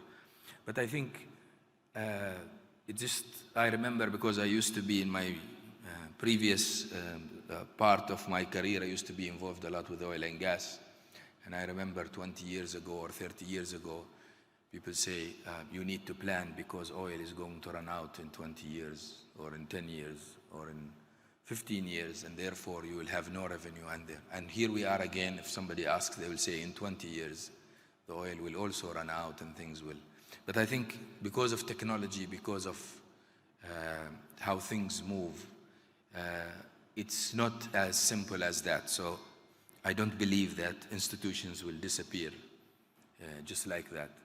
It's just a transformation whereby some parts of these institutions are going to be digital. They are going to be also be done by other institutions that are more agile, they are more efficient, and they can manage their costs better. So we have to actually look at it from that point of view rather than from the point of view that we will try and see or deal with no banks. The way I see it is that, especially with regards to credit is a very important part of financial institutions. I think credit is a big reason why there are economic developments and financial developments. And credit is a very integral part of banks and financial institutions. Still, we will have people who want to take credit for their businesses, not just for their personal, and they want to talk to someone, and they want that someone to evaluate that proposal. Now, some of the things when we talk about, for example, crowdfunding, will only service some sectors whereby people can go online, request for financing, and then they get it. The other thing is, which is very important for me, is that it's also driven by people's habits or people's demand of how they want to do things. So for example, with regards to crowdfunding, when somebody wants to be financed for their business and you go to a platform, the people who actually contribute are the ones that are deciding, we want to do this differently. They are deciding of what risk they want to take and how much of that risk they want to take. It's not necessarily of who's providing the platform. So that's a digital thing, that's a system, but it's actually the attitude and the way things are done that is very important, and I think that will continue to go on. But still, that human element is going to be required. In a McKinsey study, I think back, they said that there are 5 major banking business segments, particularly at risk: consumer finance, mortgages, SMEs, payments, wealth management, and so on. They predict that this could put up to 40% of bank revenues at risk by 2025. Again, I go back to that year of when it will all happen. And I think that's the important thing that we need to look at, that it's not as simple as that. As regulators, it's very important for us, having said that, to be very aware of the way the world is changing. So again, I go back that some services are going to have to change. Banks are going to have to adapt. They are going to have to work together with such initiatives. So because there are many reasons. One of them is, for example, the availability of digital channels for everything, including banking, the availability of mobile phones and other devices that people can actually just log on and do. The simple things, like when we talk about digital banks, no branches. Yes, of course. If people can actually do that, you can onboard yourself, open an account, and do your banking transactions. The question is, who enables that? It's the regulators. If regulators are not allowing any of that, none of that is going to happen. Some of my fellow colleagues here, Dr. Perry, talked about how they were doing things in Indonesia. It's because they are allowing it, they are supporting it. And if not, it's not going to happen, it's going to be more difficult. We talk about, for example, in Oman, we are looking at eKYC, we're looking at open banking, we are looking at onboarding fintechs and sandboxes and everything. But the thing is, because we are the ones who want to do that, we are the ones who believe that should be supported, but we also believe that it should be made safe, made efficient, and that regulators are enablers, they are not stoppers. And in that sense, make sure that we come up with the regulations and the environments that these organizations, fintechs or otherwise, can work in.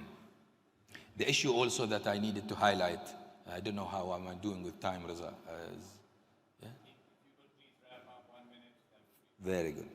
What I wanted to stress on is basically, once we have all of that and we encourage it, then you will have, for example, big techs, or you have huge fintech companies that run huge amounts of money, just like we've seen in other countries.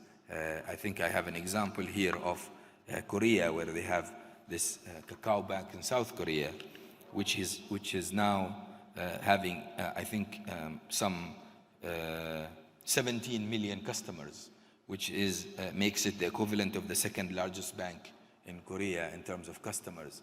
That's a huge thing. So regulators will have to find a way to come and regulate a different entity being, what do you call it, driven by different ways and means and systems. This is what I wanted to share with you, and I think the scope for digitalization and transformation is huge. I look forward to the discussion. Again, thank you very much. Wassalamu alaikum wa rahmatullahi wa barakatuh. Thank you, Governor Tahir. Really very well said, and I particularly thought your point about the evolving role of central banks was very important, that traditionally, we have thought of our job as regulators. But in this area of promoting digital financial services, we also have to think of being enablers, and sometimes we have to think of being promoters as well. And I think we are undergoing a shift in how we think of our own roles as well, from regulators to enablers and promoters. So thank you. Absolutely. I think that was particularly very well said. I think now the stage has come for a poll, and after that I will turn to my honorable panel members for their thoughts on IFSB, and then after that we will also open it up for questions from the audience. So perhaps we can move first to the poll. I believe the way how to participate in the poll has already been communicated to you. Perhaps somebody could tell us how it is going to be organized. Are some questions going to be displayed on the screen? So I think some people, so the biggest challenge faced by Islamic financial institutions in digital transformation is, number one, limitations in the existing policy and regulatory environment to address a rapidly evolving area. That is 64% of the audience that gets 64. Next is integrating, well, let's wait for a minute for the numbers to update before we take stock.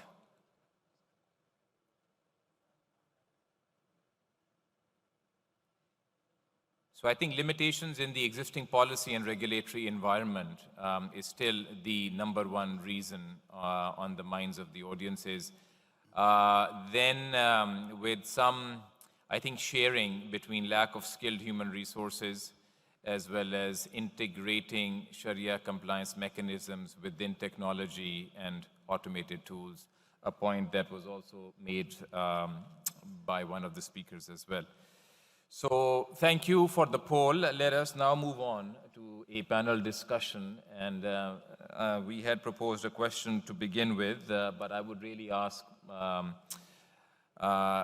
the panelists to also feel free to comment on any other area as well. But the question that I think we should start off with, since this is the IFSB event, is the thoughts of all our respected panelists on what leading role the IFSB can play in the digital transformation of Islamic banking. So perhaps I'll move from my left all the way, and would just tell the audience that in this panel, you have the views of central bank governors all the way from Indonesia in the east to Libya in the west. So a broad range of views to be shared with you. So let us start with the Governor Perry. Thank you. Let me just share what we have been discussing. I'm being tasked by the Council as the chairman of Executive Committee. Indeed, we discussed this very important issue on last Monday meeting of the EXCO. How the IFSB to continue transforming itself to have the impact and present and benefit for the members. One of them, how IFSB need to transform in the digital world. How we have to do that? Well, of course, the IFSB need have the capacity, the knowledge of the digital transformation. This is very challenging, to be honest, because until currently, this IFSB still on the basic, things of regulatory standard, impact of the non-digital. So we discussed it. Then the best way to do that is twofold. First, the collaboration of the members countries. The members actually knows well what the need of the digital transformation. Among the member of the ExCon, then even Indonesia, we are willing to participate with a number. Your Excellency, Governor Fahad AlMubarak, we seek your leadership, for example. Among the members that are already leading in the digital transformation of the financial services can lead what the need of standard, of the development approach that need to be taken into account under the FSB. Well, Dr. Reza, Governor Reza, you already, alluding to the need of the working group or whatever, the task force or something like that. We can do that. And later on, then the Sharia board. We discuss about the Sharia board. What is the strategic intent first before formation of the Sharia board, both on the the traditional as of digital. I think you're right. Digital transfer benefit for across member of the IFSB. But the benefit, of course, different from, country by country. Yeah. We can counter access. Some of them already advancing digital transfer of financial services. Even, we talk about central bank digital currency. That one thing. But many of them are using the need of the development approach for benefiting the digital transformation for economic and financial inclusion. These two things need to going hand by hand. In short, yes, we discussed this and we agree to move the IFSB into new world, but the IFSB cannot work alone. The members, some of the members, whether the thinking of having IFSB hub or something like that, then we can gather some of the expertise, being that what the benefit of the members and the industry, and what need to be carry on through the IFSB, with the standard development and others. That's my humble opinion from the Far East of Indonesia. Thank you. Thank you, Governor Perry, and I think we must appreciate Governor Perry's remarks, especially because he is, and we must thank him for all the time that he spends in being involved in taking IFSB forward and has perhaps the deepest understanding of how we can take IFSB forward in this work. I take your points, especially I think 2 points. One, regarding that there has to be more participation from the members themselves, and perhaps members and perhaps a subgroup of the members have to take leadership in this. And if they can, then IFSB can take it forward. Just IFSB by itself may not be able to obtain as much meaningful traction. I think your point about the Sharia boards, whether traditional or conventional, was also very, very relevant. When I mentioned the speakers, because Governor Rashid is not physically with us, I want to actually now see if he is with us online, and if he would like to share any thoughts on the role of IFSB in this area. Are you with us, Governor Rashid? Yes, thank you. Please, the floor is yours. Okay. Just taking the cue from the question or the response from the floor, it is obvious, the thing to drive the digital transformation in Islamic financial services and maybe have a role for the IFSB on this starts with us as governors, as regulators. We have to become more receptive to the changing or the emerging business models. I'm sure most of my colleagues are treading a very fine line between opening up to new ideas and trying to manage issues related to multiple of risks. But from my experience over the last 5-6 years, without a change in mindset on the regulators, you will frustrate your local entrepreneurs, the private sectors, and you will find yourself lacking behind in this huge transformation that is happening in front of our eyes. So I would emphasize that the buck stops with us. We have to be progressive. We have to be open-minded about this change. Some of the products that we are dealing with now might have a lot of risk, might carry some speculative trends within it. But I think the change is not going to stop there. The new business models will evolve as we go on, as the technology improves, connectivity, broadband, the customers themselves that we need to serve, and the economy at large will be moving in a direction that will dictate this change. So we are playing a catch-up role now. And if we don't open up, embrace this change, I think it will be difficult. When it comes to the role that Ifsb can play, I think one important role that Ifsb can play is within the Sharia scholars community. Bringing them into this kind of thinking and this level of change is important, because we don't want the lack of understanding for this business models and new solutions makes it a constraint for advancement of new standards that there will be Sharia compliance. So I think their engagement with this community is important. Bring them on board to the new phase of our development, of our transformation, is key to make sure there is no debate that will make the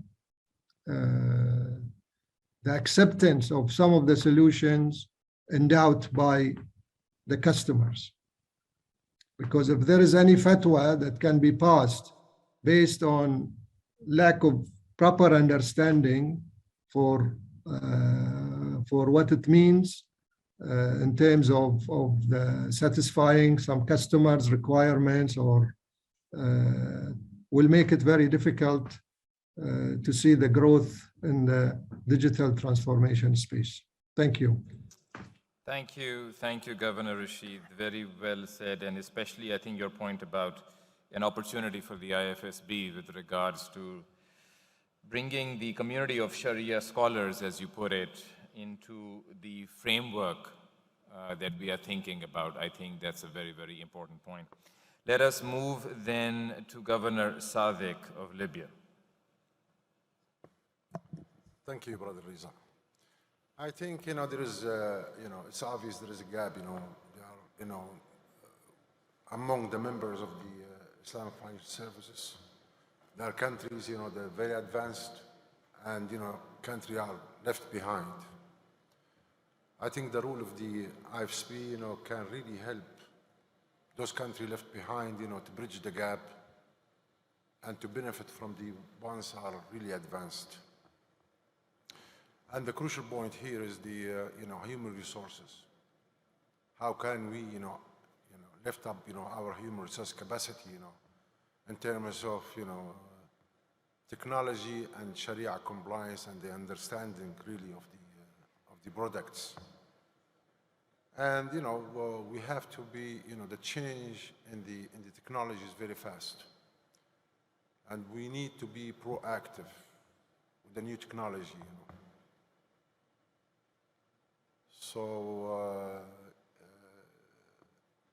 we need to work, very hard, to be up to date, with the new technology. Thank you. Thank you, Governor Sadiq. Let me move then to Governor Tahir on the role particularly that the IFSB can play. Thank you, Governor Reza. I think in terms of standard setting, it's very important for a body like the IFSB to look at whether it's research, whether it's practicality on all of these upcoming innovative ways and ideas. For example, you have fintech companies issuing digital cards, you have fintech companies giving loans, electronically. From a Sharia perspective, for example, from an Islamic perspective, how do we deal to help central banks look at these things with the proper research, proper understanding? How do we deal with such products very quickly? What are the ways and means to be able for regulators to enable and make sure that we are not lacking behind and that our delay does not frustrate the environment? Like His Excellency Rashid mentioned, it's very important to be able to get the scholars to help with that. I think that's the most important thing. It's basically research, trying to come up with guidance and standards to deal with the innovative ways that are coming up from the fintech world, and how the Sharia looks at it, and how it adapts fast to actually bring into the debate, at least before setting anything with the central banks and the regulators, from the strength and the capacity that the IFSB has, and especially the capacity of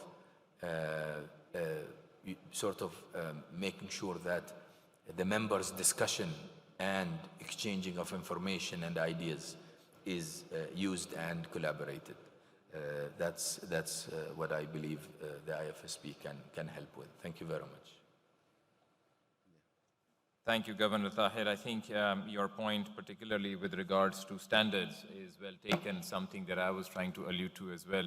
So I will open up for the audience. We'll take perhaps just one question in the interest of time, because we are running late and it's also time for prayers. But before I do that, let me, I think, summarize some of the points made by the governors from this panel on the role of IFSB. And I think, starting from the most recent point from Governor Tahir, I think the role of standards, I think that's very, very well noted.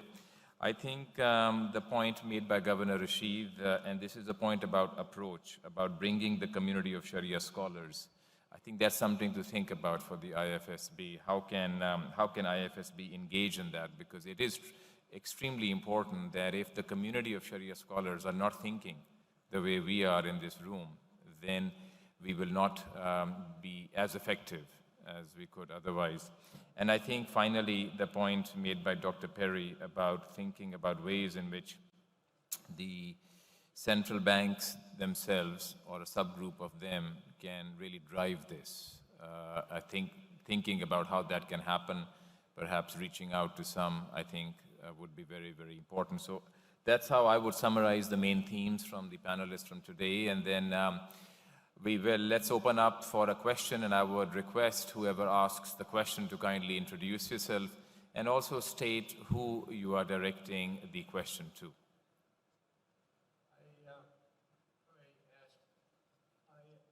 I have visited a number of banks in our area. I live in the United States. If you could please introduce yourself before asking. My name is Yahya Abdul Rahman. I am the CEO of a bank in the United States. And I noticed that each bank has got its own computer processing. And in the United States, we started doing this way 30 years ago, 25 years ago. And I think we should start by promoting a company that becomes the core processor of all banks. This way you start with the standardization. And then you can, through this company, implement the different apps that come and sell to different banks, because that can represent a very difficult and hazardous difficulty for the central bank, because if one fails, then others will fail with it. So I think we should start. I visited one bank in one of the countries, without mentioning names, and I found that half of the building was occupied by computer systems. I said, what's this? You don't need that. Core processors will take care of your business. Then you can take care of the banking business and serving people. So that's my input. Thank you. Would any of the panelists like to speak to that? Dr. Perry. Well, different countries have different experience. What we do, we have two cases. That's why we call it digital banking. The banking through digital. Two types of digital banking in Indonesia. First, the transformation of the existing bank into digitalized. We have now 15 banks already transformed, giving the service through digitalization. Succeeded. But there's a second type, what we call it digital bank. The entity, the only one or two branches, and offering all of the services through digital. These two hand in hand. The first, more on the wholesale. The second, the digital banking and the retail. What is the central bank doing to connect the two? This is what we are doing, the ecosystem of digital banking, the fintech, the e-commerce. I think those actually, most of the emerging countries, including Indonesia, need the two. Do two types of digital banking. Transformation of existing bank into digitalized financial service, and the new digital banking, neo-banking, whatever you name it. Thank you.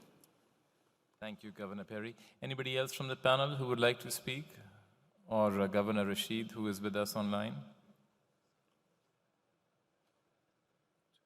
All right, then perhaps it is now 12:18 and we were supposed to finish 18 minutes ago. So in the interest of time, and because it is also the time for prayer, perhaps we could bring this session to a close.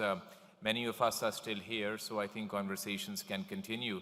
For my part, I would like to close this session where I started that, and that is to thank the hospitality of our hosts once again. We, of course, had a discussion on digital transformation, but I think there is a broader goal that has been achieved today that I would like our hosts to know. And that broader goal, and this is now I'm especially referring to Governor Fahad and all the colleagues from the Saudi Central Bank and Ifsb, was to just get us all together. Get us all together in one place. What better place than being so close to Mecca? And to share our experiences. So Governor and everybody else who worked on putting this together, really thank you for bringing us all together. Assalamu alaikum.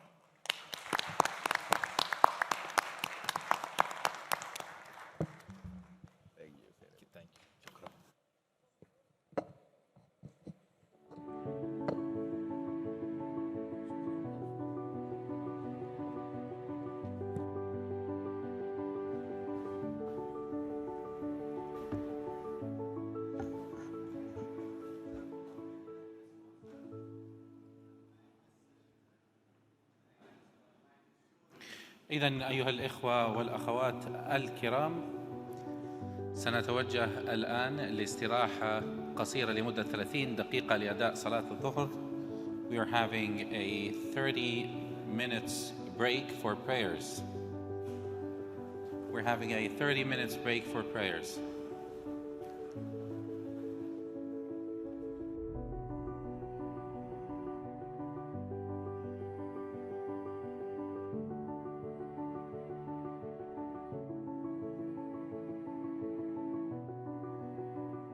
مرحبا بكم مجددا في انطلاقة الجلسة الثانية في ثاني أيام قمة مجلس الخدمات المالية الإسلامية. والتي تأتي بعنوان المتانة السبرانية للمؤسسات المالية والإسلامية، لوائح الأمن السبراني والممارسات الإشرافية.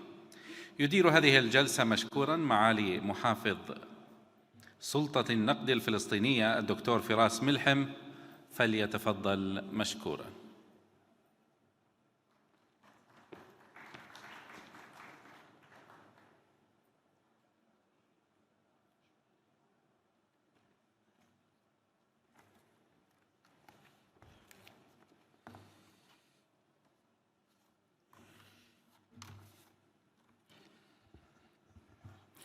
بسم الله الرحمن الرحيم.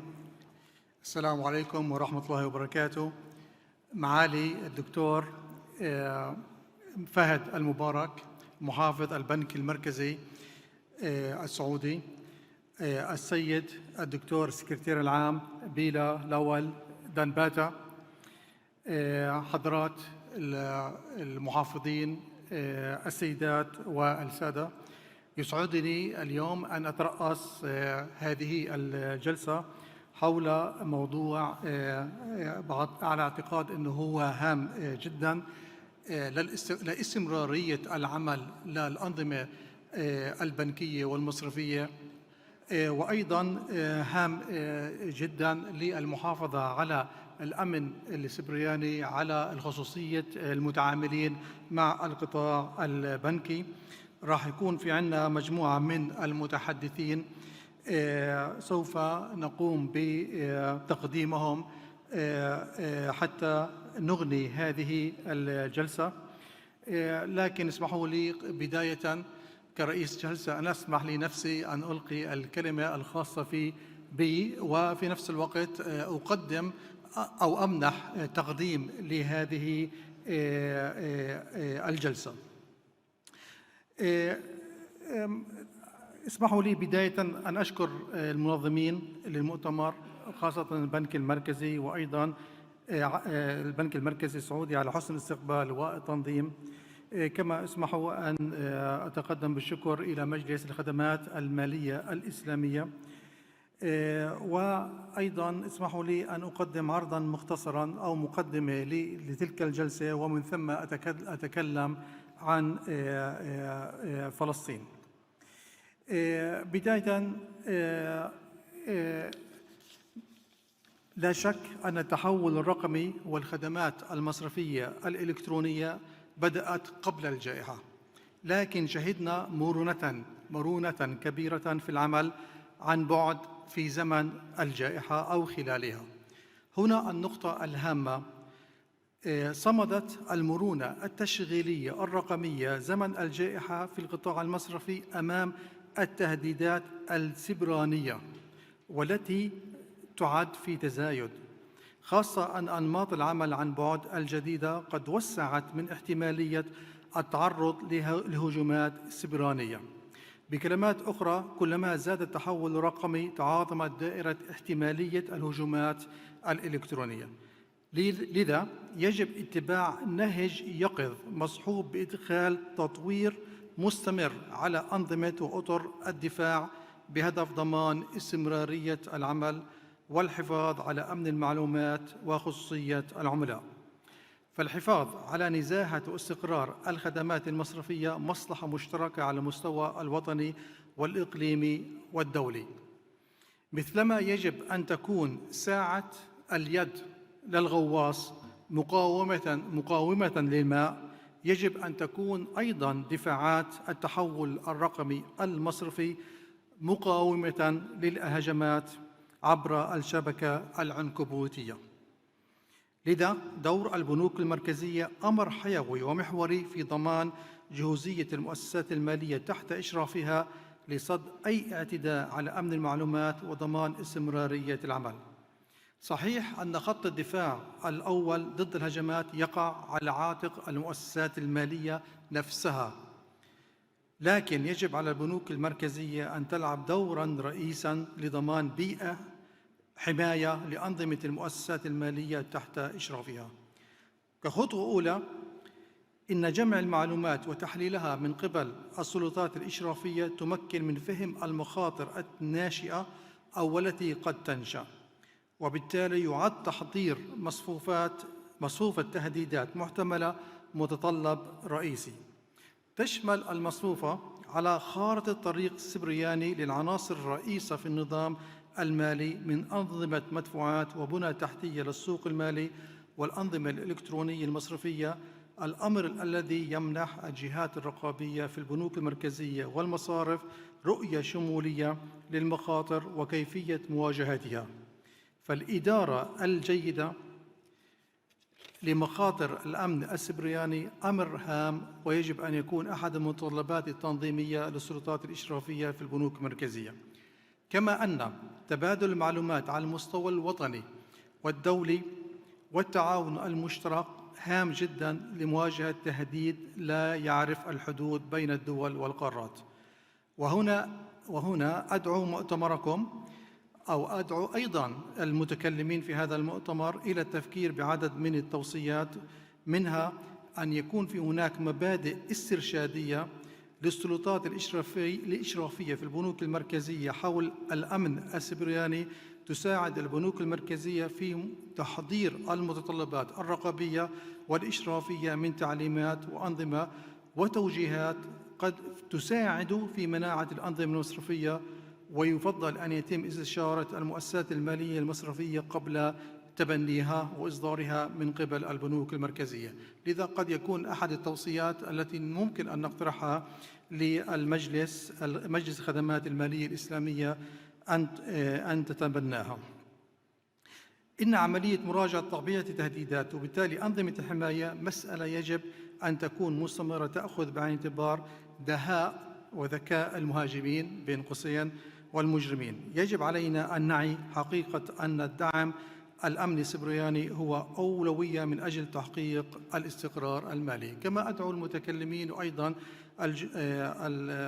الحضور إلى نقاش كيف يمكن للمجلس الخدمات المالية الإسلامية أن يكون منبر لتبادل المعلومات، وأيضا أن توصية أن تعقد جلسات على المستوى الفني من أجل مناقشة هذا الأمر الهام. قبل هذا بشكل عام تقريبا، لكن اسمحوا لي أن أتكلم عن فلسطين بشكل خاص. لا شك أنه الصيرفة الإسلامية في فلسطين نمت بشكل رهيب أو بشكل كبير من 2011 إلى الآن، رغم حداثة عهد المصارف الإسلامية الفلسطينية، محققة نمو سنوي مركب ب17%، وهو ما يعادل 3 أضعاف المعدل الذي حققته البنوك التقليدية. ليستحوذ القطاع المصرفي الإسلامي على نسبته 18% من الأصول. سلطة النقد الفلسطينية سعت بشكل دائم لضمان ضمن استراتيجية لاتخاذ التدابير اللازمة للتأكد من قدرة وجاهزية المصارف على تقديم الخدمات باستمرار وفي جميع الظروف. ونظرا للاستخدام المتزايد للتكنولوجيا ودورها في تحسين فعالية وكفاءة الأعمال والخدمات التي تقدم، إلا أن هناك مخاطر ونقاط ضعف قد تهدد جودة الأعمال، مما يعزز الحاجة الملحة لوضع أمان مرن وقوي للمخاطر السبرانية في المصارف والمؤسسات المالية الخاضعة لرقابة سلطة النقد. وبالتالي عمدت سلطة النقد على إعداد خطة لتعزيز منظومة الأمن السبراني للقطاع المالي والمصرفي الخاضع لإشرافها. ومن الخطوات والإجراءات التي تم اتخاذها ما يلي: أولاً، تبني إطار عام بشأن الأمن السبراني انسجاماً مع المعايير الدولية والممارسات الفضلة ذات العلاقة، مكونة من مبادئ أساسية يجب أن تعتمدها المصارف وشركات خدمات الدفع. ثانياً، تبني سياسة استخدام خدمات الحوسبة السحابية واستئجار المواقع وخدمات الإسناد الخارجي، مكونة من مجموعة السياسات التي تحدد الخدمات المسموح للمصارف استخدامها. ثالثاً، تعليمات بخصوص حماية بيانات العملاء وسريتها للحد من المخاطر التي قد يتعرض لها المصرف، تتوافق مع أفضل الممارسات الدولية بالخصوص، وخاصة فيما يتعلق بتطبيقات وإجراءات حماية البيانات.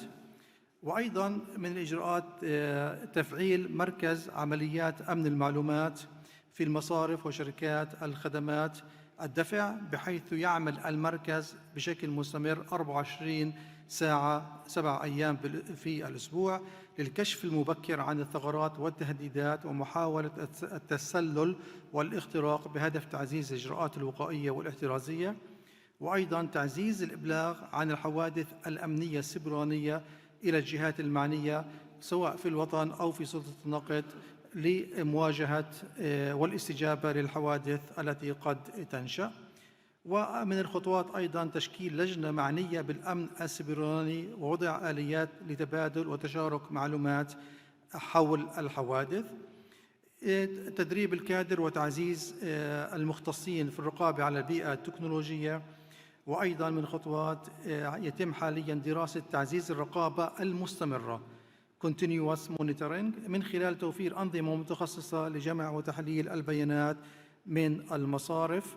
ومن الإجراءات أتمتت إجراءات العناية الواجبة والأمن السيبراني اللازم لضمان تنفيذ الوصول إلى التحول الرقمي المنشود. أتوقف هنا وشكرا للجميع، وأتمنى من زملائي المتحدثين أيضا أن يختصروا ويكون الوقت المناسب من 8 دقائق إلى 10 دقائق كما هو الحال في الجلسة السابقة. وبالتالي ننتقل إلى المتحدث الأول حسب الجدول، وهنا أدعو سعادة السيد هارفش كومار سيغولام محافظ بنك موريشيوس للتحدث.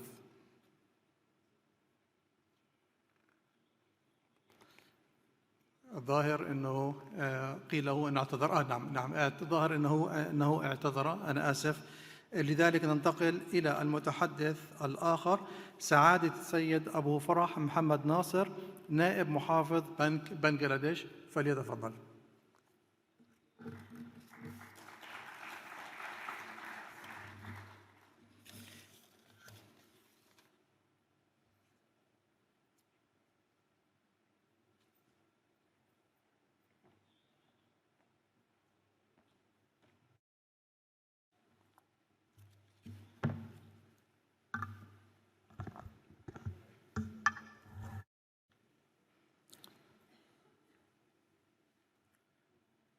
Bismillahirrahmanirrahim. Assalamu alaikum wa rahmatullahi wa barakatuh. Before I going to the discussion on this session, indeed I would like to say something about the event of today. First of all, I would like to extend my gratitude and profound thanks to Honorable Governor of Saudi Central Bank, His Excellency Dr. Fahad AlMubarak, for his great hospitality, as well as for the related employees of Sama for providing patience, assistance for making this event successful. Again, I would like to extend my thanks to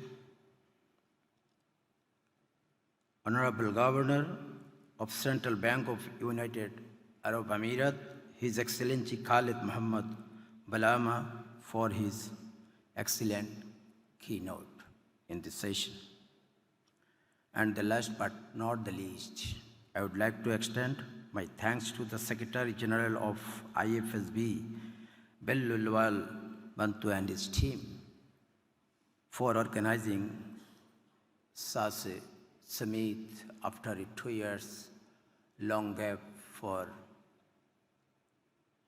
COVID-19 effect all over the world. I would like to remember the lives who left us by affecting this COVID-19.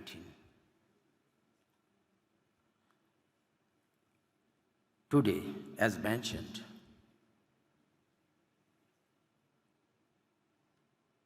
the cyber resilience of Islamic financial regulation and supervisory sectors, as mentioned in the schedule. As mentioned, 3 or 4 things must be emphasized by the panelists. One is emerging risk, and one is regulatory steps taken by the central banks, as well as what types of supervision has been taken by the central banks like ours, Bangladesh, and the highest areas where future works are to be needed. If I am talking about Bangladesh, it is about 14% of total bank are operating under the Sharia-based. But if I'm talking about the total operation of the banking, though it is only 14%, but the total asset of the banking sector is about 22% of Bangladesh. And if I'm talking about the investment, there is in traditional banking, loans in advance, it is about 29% is managed and controlled by the Islamic Sharia-based banks in Bangladesh. Not only that, if I'm talking about the profit deposits, you know, most of the people living in Bangladesh are Islamic-based for this region. It is about 22% of total deposit is managed and controlled by Islamic Sharia-based banks operating in Bangladesh. And for this region, which mentioned in the schedule, what are the emerging risks for online banking in Sharia-based banking? As I understand, there are some emerging risks, obviously in physical damages of the hardware, human interaction, whether accidental or intentional, equipment malfunctioning, inside and outside attacks by hackers. It is very risky. Misuse and loss of data, application vulnerability, paradigm changes in banking business, and of course, the last but not the least, is IT security. If I divide into parts, and if I want to take it other way, there are some other. One is phishing, one is identity theft, one is malware attack, and password attack. You know, in Bangladesh in 2016, central bank account was attacked by this way, malware attack, and $101 million has been hedged. And out of that, only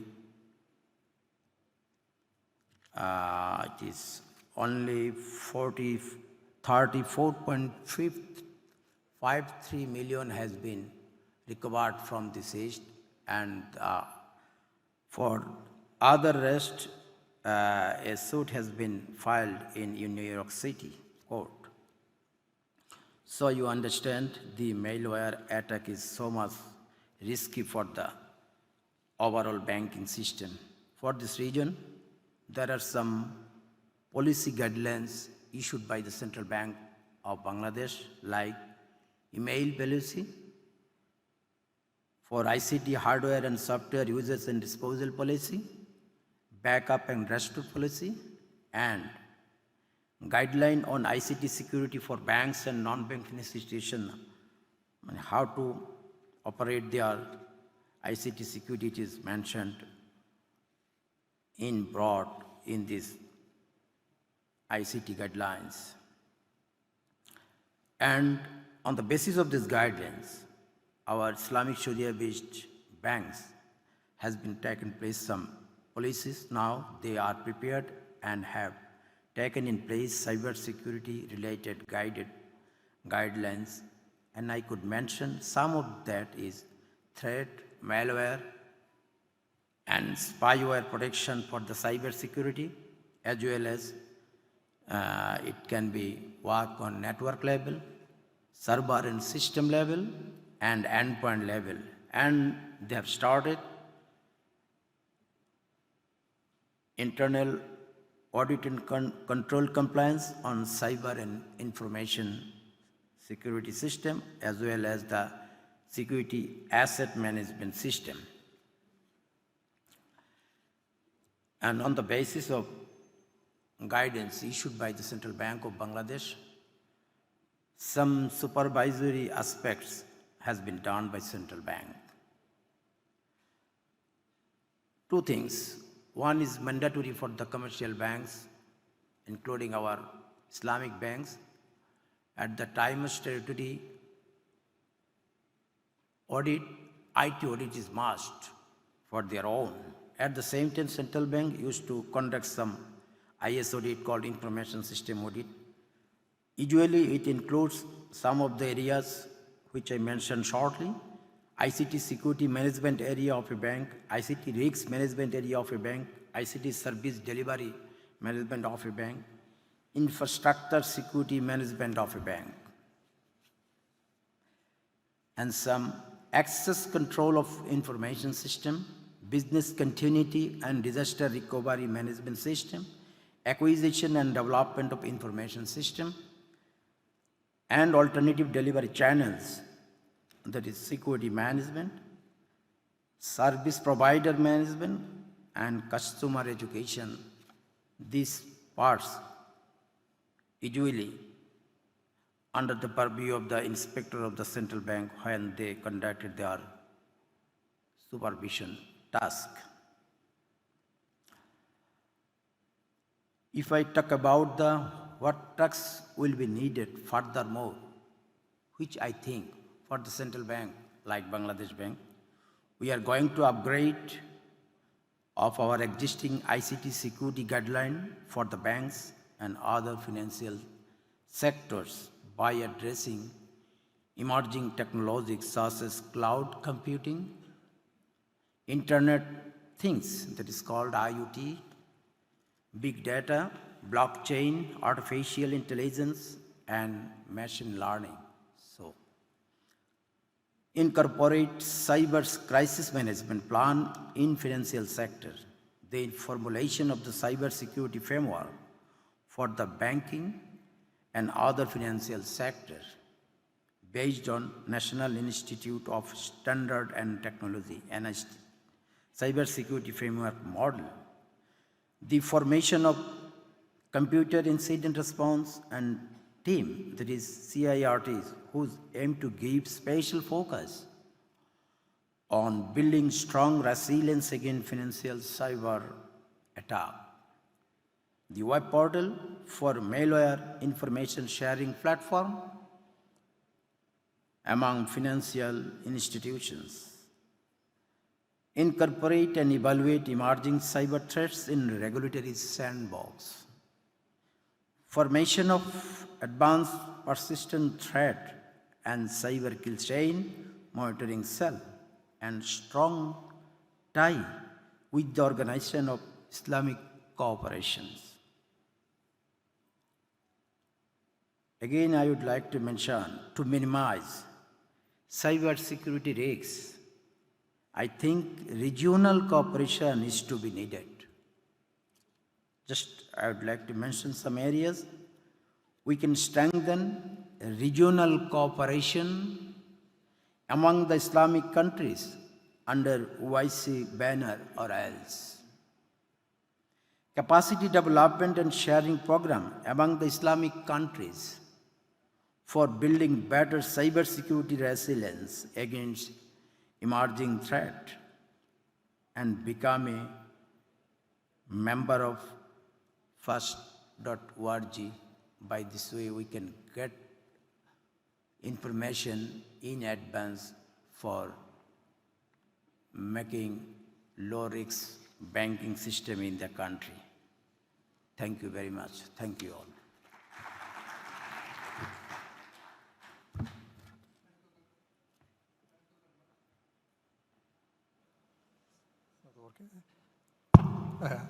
Yeah, thank you very much for your speech, and it was very interesting actually to learn about the experience of the central bank in Bangladesh and also the banking sector in Bangladesh. It was very interesting actually. Also, your highlight of what's needed actually, and this is something can be as a roadmap or something we could discuss in this forum related to regional cooperation and related to capacity building under the auspices of Ifsb. So something actually we can discuss further. You highlighted also the digital transformation in Bangladesh and the importance in this regard, how to complement this digital transformation with protecting actually the systems we operate with.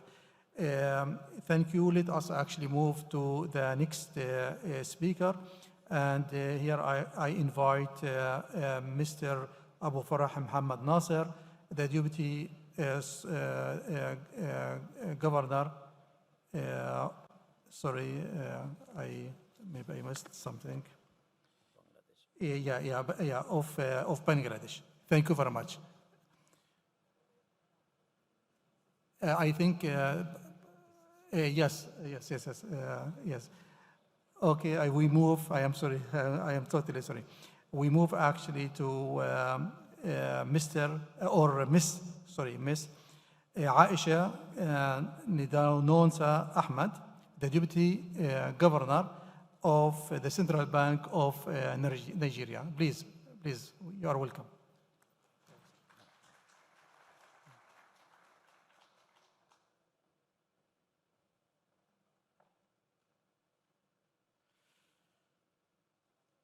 Thank you very much, Excellency. Assalamu alaikum wa rahmatullahi wa barakatuh. Your Excellencies, distinguished ladies and gentlemen, I am very pleased to join you today at one of my very first physical events since the onset of the pandemic. It's very pleased to see all of you.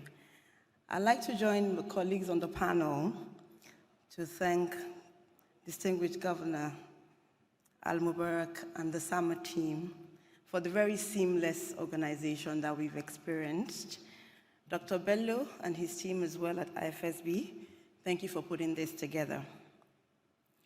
Over the next 10 minutes or so, I'd like to share my experience and perspective on a policy framework that we're working with in Central Bank of Nigeria around cyber-related issues. But let me start by talking about the fact that cyber risks have become systemically important for many policymakers. It's been a big concern due to some of the digital transformations that we've seen in the last 10 years or so, rapidly evolving the last 5 years. Whilst we acknowledge the key advantages that this can bring to Islamic financial services, as policymakers with a mandate for price stability, financial stability, I'm sure you agree with me that it's important to also look at the risks. The potentials for bank losses, according to research, has increased significantly. Research by IBM says that it will cost about $6 trillion annually, the cost of cyber risk and cyber data breaches. And Accenture did a survey of financial institutions that showed that, on average, every financial institution faces 85 targeted cyber attacks. And out of that 85, a third are successful. That gives you the sheer amount of the quantum of losses that can happen in this area. What makes it even more, let me say, interesting is the fact that the nature of these risks are always changing. The nature of cyber attacks are always changing. People say that no two attacks are the same. and that you are likely to be attacked as a financial institution. It's only a matter of when. And so there is strong consensus, and based on what the governor mentioned and the deputy governor earlier mentioned, that there is need for effective supervision. But there is no agreement as to what that should look like. Some school of thought believe that cyber risk should be covered like any other risks that financial regulators are looking at. Other schools of thought believe that maybe we need a dedicated, focused, tailored cybersecurity regime that should support, particularly in the light of fintechs and big techs coming into the space. What global policymakers are doing right now, based on the research I have, from institutions like the Financial Stability Institute, Financial Stability Board, the Payments and Market Infrastructures Committee, everyone is looking at providing guidelines that financial institutions can follow, or providing guidelines for what effective supervision would look like. Most of policymakers are steering away from a rules-based cybersecurity framework. And I think that makes sense, given the fact that principles-based helps in situations where you see that the risks are continually evolving and changing, and that way, institutions and the regulators can better adapt. Just to speak about what the Central Bank of Nigeria is doing, and permit me to give a context about Nigeria, the largest economy in Africa. We've seen a lot of evolution in our payment system and the financial system, and that was by deliberate plans and initiatives by the Central Bank of Nigeria to put in policies that allow for investment into the sector. We've seen increasing investment significantly into the sector. I think out of every $1 that comes into Africa for investment in fintechs, at least 40 cents of that comes into Nigeria. I think that speaks to the size of the market and the opportunities in the market. With recent developments like open banking, which we've adopted as well, I think it was the governor of Central Bank of Indonesia that mentioned open banking, QR codes as well, which we're using for merchant banking, and with the recent launch of the e-Naira, the first African central bank digital currency, the need to focus more on what the potential impacts of the negative side of these technologies becomes even more important. So for the country level, we have the Cyber Crimes Act, which gives a nice legal and regulatory framework for which financial regulation regarding cybersecurity can flow off of. We have a national cybersecurity policy and strategy. And that is important because it's key to have collaboration across both private sector and public sector, particularly within the public sector. It's important to have a consolidated view, one view of what strong cybersecurity looks like for Nigeria, but more importantly, one view of how the institutions and financial institutions should be executing this. For the Central Bank of Nigeria, as an institution by itself, we have a cybersecurity policy, and this is administered and governed at the very highest level. So we have a dedicated board subcommittee on this, and best practice says that cybersecurity issues should be at the highest level of the organizations. Of course, we've adopted all of the standards, that are important, the ISO 27001, etc. We came up with a recent Data Governance Council to look at data protection and who has access to data in the central bank, because increasingly we've seen that data breaches can cause embarrassment, can also cause key issues around data protection. Specifically to do with the financial industry, we have a risk-based cybersecurity framework which was launched in 2019. And that framework provides guidelines for banks with regards to cyber resilience, what kind of standards we want for self-assessment, what kind of standards are required for systems, what kind of standards are required for third-party service providers.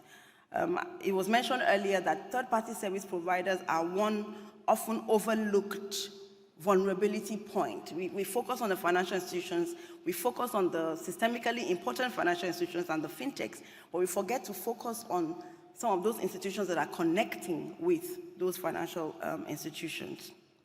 We're also trying to integrate cybersecurity risk reviews within the risk-based supervisory framework. What you find is that because this area is not so well developed, as central bankers, we understand what credit risk looks like, we understand what operational risk looks like, but on the cyber element, it's sort of usually a standalone effort, and we're trying to see how we can integrate our knowledge and our capabilities around cybersecurity into the main framework. Reporting is very important, and reporting has been discussed. Not only reporting incidences that have happened, but actually having a platform that you can use to share cyber intelligence. That intelligence will help you become a bit more resilient. Playbooks are also very important. You need to have a framework, you need to have a policy, but more importantly, you need to test that playbook and test that policy. We had a recent exercise a few years ago where we had 5 countries come together across West Africa to look at something like that, and I'll discuss that later. I think for last words before I stop, I want to echo the earlier thoughts around capability building. It's very important for policymakers to have a keen understanding and continue to build their capabilities in this area. It's very important to have a strong collaborative effort within public and private sector partnerships to ensure that the public sector is also upskilling itself with the technologies used by the private sector. It will be important, and I think it was mentioned earlier in the first session, it will be important for policymakers to have a broader view, not just look at the risks that digital transformation brings, but look at the opportunities it can provide for Islamic financial services, and how, I know it's going to be a lot of hard work, but how we can make sure that we achieve the objectives that we're looking for with the growth of Islamic financial services whilst retaining financial stability. Thank you.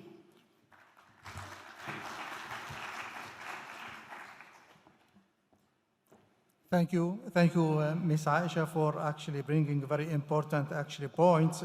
We all agree, as you mentioned, that we should highlight the importance of cybersecurity for financial stability. This is important.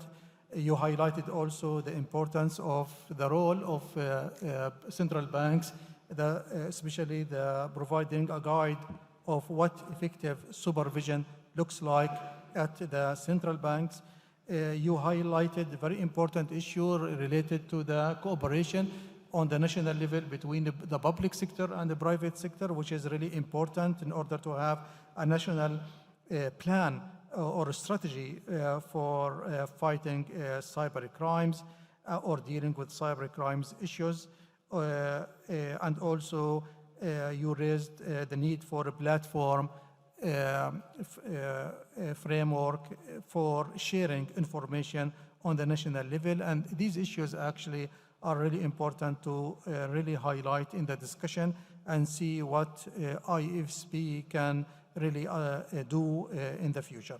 And I move to the latest speaker, Mr. Omar Mustafa Ansari. He is the General Secretary of the Ifsb. The floor of yours. He is joining us actually from a distance. Thank you very much, Your Excellency.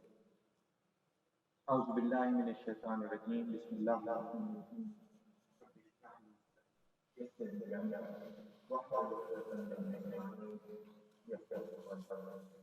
Your Excellencies, ladies and gentlemen, Assalamu alaikum wa rahmatullahi wa barakatuh. First, I would like to thank the Islamic Financial Services Board, their management team, and the Saudi Central Bank, Your Excellency, the Governor, and your team for providing us this opportunity to be together through this forum after a long time. My apologies and regrets that I couldn't make it in person, and I think it's a great regret, but I'm still, alhamdulillah, I'm still happy that we are able to at least share our thoughts together here through this hybrid forum. The last speaker of the session actually has a very challenging task, particularly when we have very learned speakers before him who have talked on some very important aspects of the topic. And I feel humbled to be part of this very senior level forum. And I will try to touch upon the things more from the perspective of as to how these things actually, the cyber security issues, actually how they impact the Islamic finance part in particular. So I'll try to keep more focus towards that.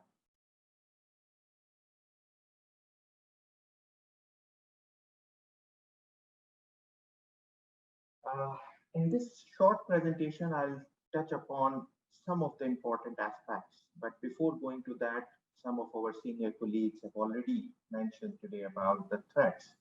But one thing, some information that we need to share with each other time to time, the updated information.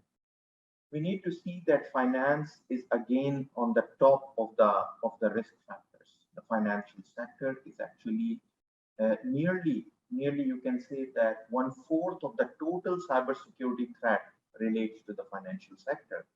And then, unlike some other sectors, it has one limitation that it cannot work in silos. It cannot work on a standalone position. It cannot work from its own premises.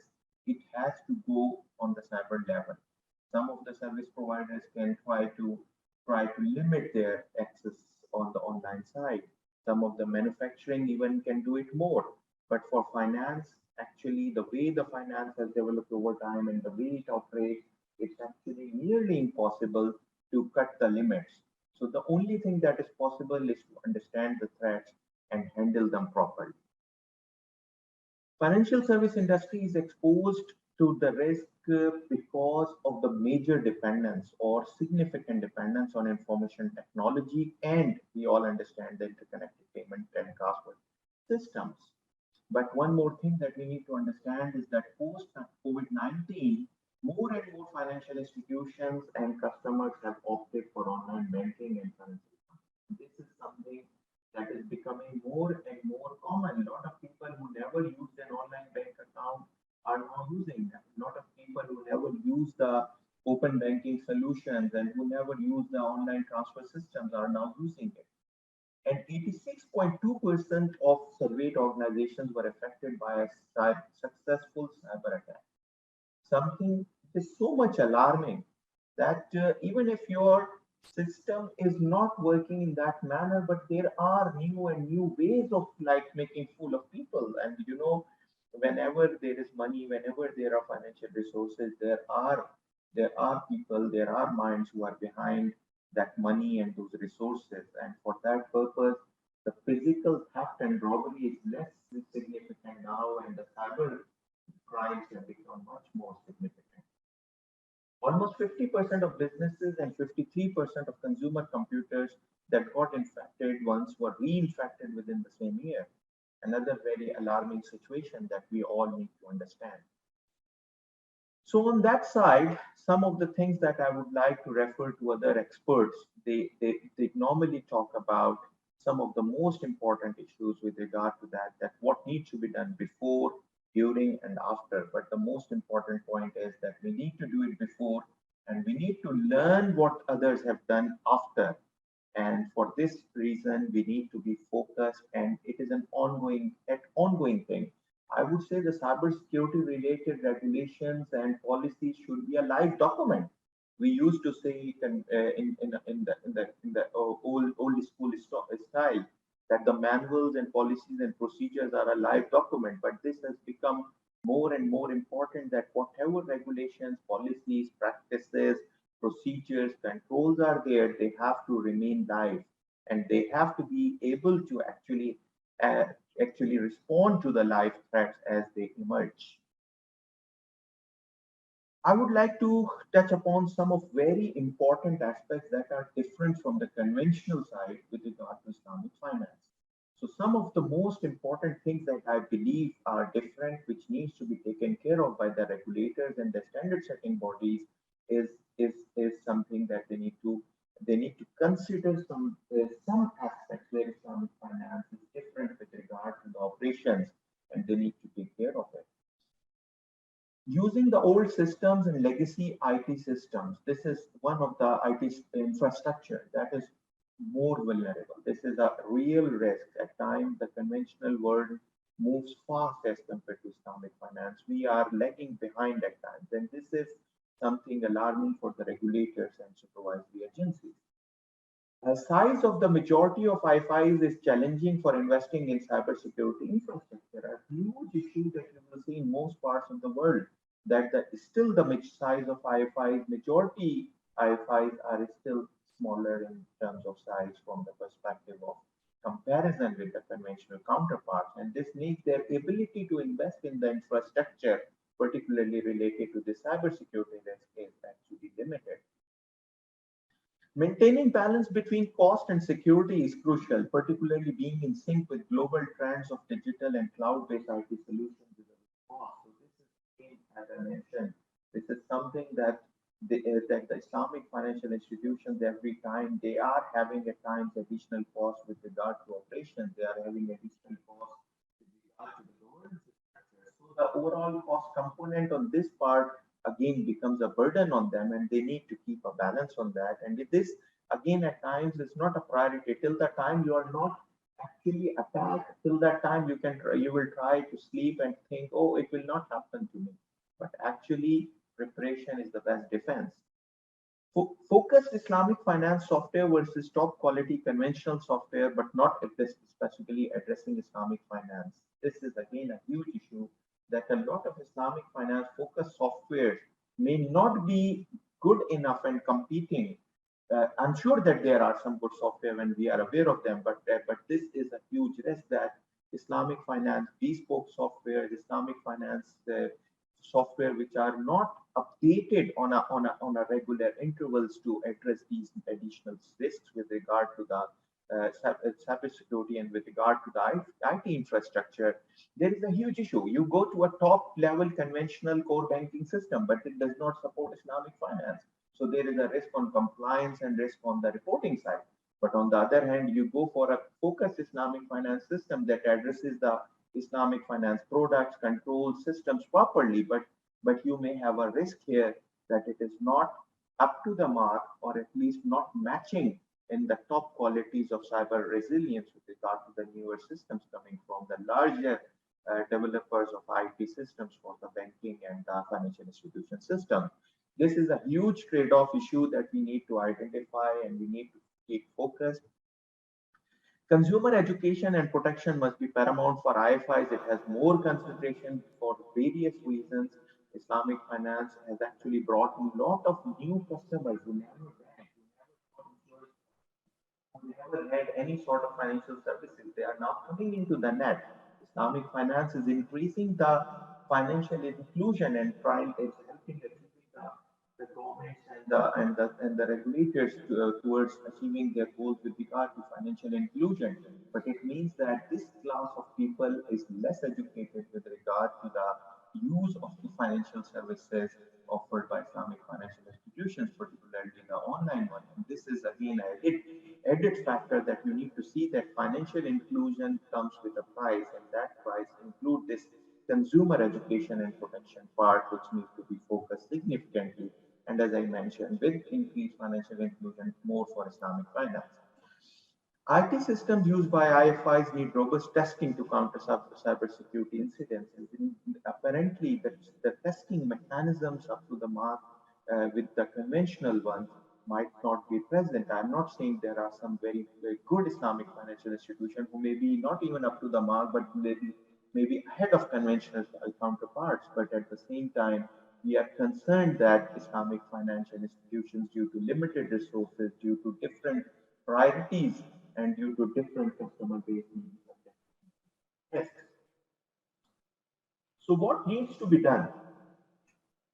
For sure, I would like to echo some of the concepts and some of the ideas that have been shared by very able speakers and presenters before me, and I have also learned from them. But I have taken out a few points which are very important. First thing, creating task forces and commissions to study and or advise on latest cybersecurity issues. It's not only the regulator's capability. I'm afraid I'm sitting in front of regulators and talking to that, but the point is that it is a very specialized field. Regulator alone cannot be able to handle it to that extent. So there is a need to involve industry. There is a need to involve experts and create task forces and commissions, not only keeping it within the limited resources of the regulator's own departments. Rather, we need to take into consideration whatever support can be taken through forming additional, getting additional collective wisdom for that purpose. And for that purpose, semi-independent task forces and commissions might be needed. Second, global coordinated effort on an ongoing basis by the RSAs and the standard setters. I believe Ifsb is at the right position for that purpose, and we at AOP would like to extend whatever support we can provide in this aspect. This is needed to develop, adopt, and adapt global cybersecurity standards, policies, and practices at a global level for the Islamic finance services in the industry. Support programs and incentivize cybersecurity trainings and education, something that needs to be done. And again, I would like to re-emphasize that Islamic financial institutions, because of their limited resources and because of their lesser experience, are more in need of this. Regulate cybersecurity within the Islamic finance industry and plan cybersecurity insurance and takaful policies. This is again an added aspect which does not exist as of now, and it is something that needs to be extended to the and exploited to the maximum extent for the benefit of the overall industry and for the purpose of safeguarding the users and the consumers of Islamic finance. Exchange and share experiences, knowledge bases, and best practices with regular engagement on cyber risk. There must be a mechanism for ongoing sharing, but at the same time, there should be time to time interaction in a more formal manner on an ongoing basis, as well as on a regular interval basis between the institutions within a country and across the globe. And this is again something that RSAs and organizations like FSB have to play their role. Apply multifaceted approach to support, save, identify, react, and improve internal and external functions. This is something that should be part of the plan for on-site inspections for the RSAs as well, whether Islamic financial institutions are up to the mark in these areas, and adopt preventive approach instead of reactive approach to minimize cyber risk. And this is the most important thing, that the most wise person is the one who learns from others' mistakes rather than from learning his own mistakes. With that, I would like to thank you all for patient listening, and I hope that this event will actually help all the RSAs around the globe to do something even more and even better in this very needed field. Thank you very much again. Assalamu alaikum wa rahmatullahi wa barakatuh. Thank you very much, Mr. Omar Mustafa Ansari, Secretary General of AYUFI. I am sorry I was mistaken. Being a new governor, I am still learning about these institutions. But you have raised excellent point. It's similar to our previous speakers. We have really excellent actually roadmap how to move on. You actually talked about the overall cyber attacks volume by sectors, and we witnessed increase actually in 2020. This is actually very normal, because in 2020, as a response of COVID-19, we moved into digitalization. We moved into remote working, and as a result, of course, we are more actually vulnerable for attacks and for more, which is the negative side of digitalization. But we have to move on. We cannot really stop moving into digitalization. We have to deal with cyber crimes and the impact of cyber crimes. I agree with you. Strengthening the governing component of security or cyber crimes is very important. Actually, under this title, Mitigating Risks and Way Forward, you highlighted actually what our previous speakers also highlighted. I repeat, you actually spoke about creating task forces or commissions. You spoke about global coordination efforts, which is really very important. You talked about support programs. Also, the Deputy Governor of Bangladesh talked about it. Actually, we talked about exchange experiences, which is really important. And I totally agree, adopting preventive approaches instead of reactive approach is really actually very important in order to minimize cyber security and risks.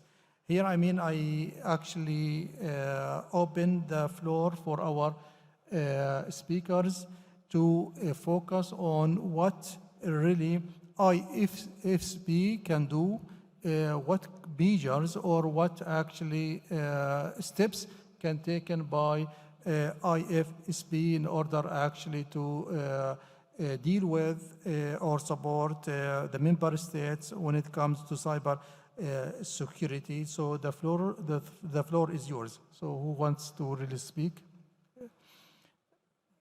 I start with ladies. I start with Miss Aisha. Okay, thank you. One of the first things IFSB can do is this session to elevate the conversation about this very important topic amongst all the stakeholders. The next thing would be to integrate, to my mind, cyber resilience considerations within the prudential framework.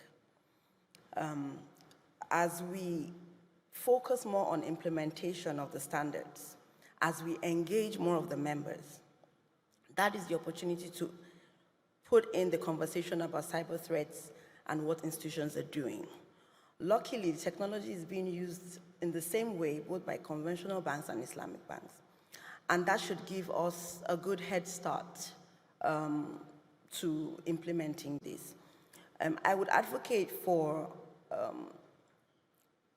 cyber testing exercises amongst members that are interested. We had an exercise that was supported by the UK government and Citibank in 2019. It was called CyberX. It was a simulation of 5 countries simulating a cyber attack. And it was very interesting what came out of that in terms of what you haven't planned for. One, who is going to be having the conversation about what has happened?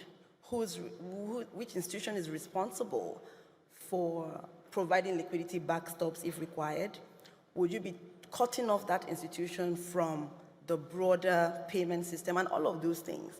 It is only when you do those tests that you can come up with what the policies should look like. So I think those would be some of my suggestions.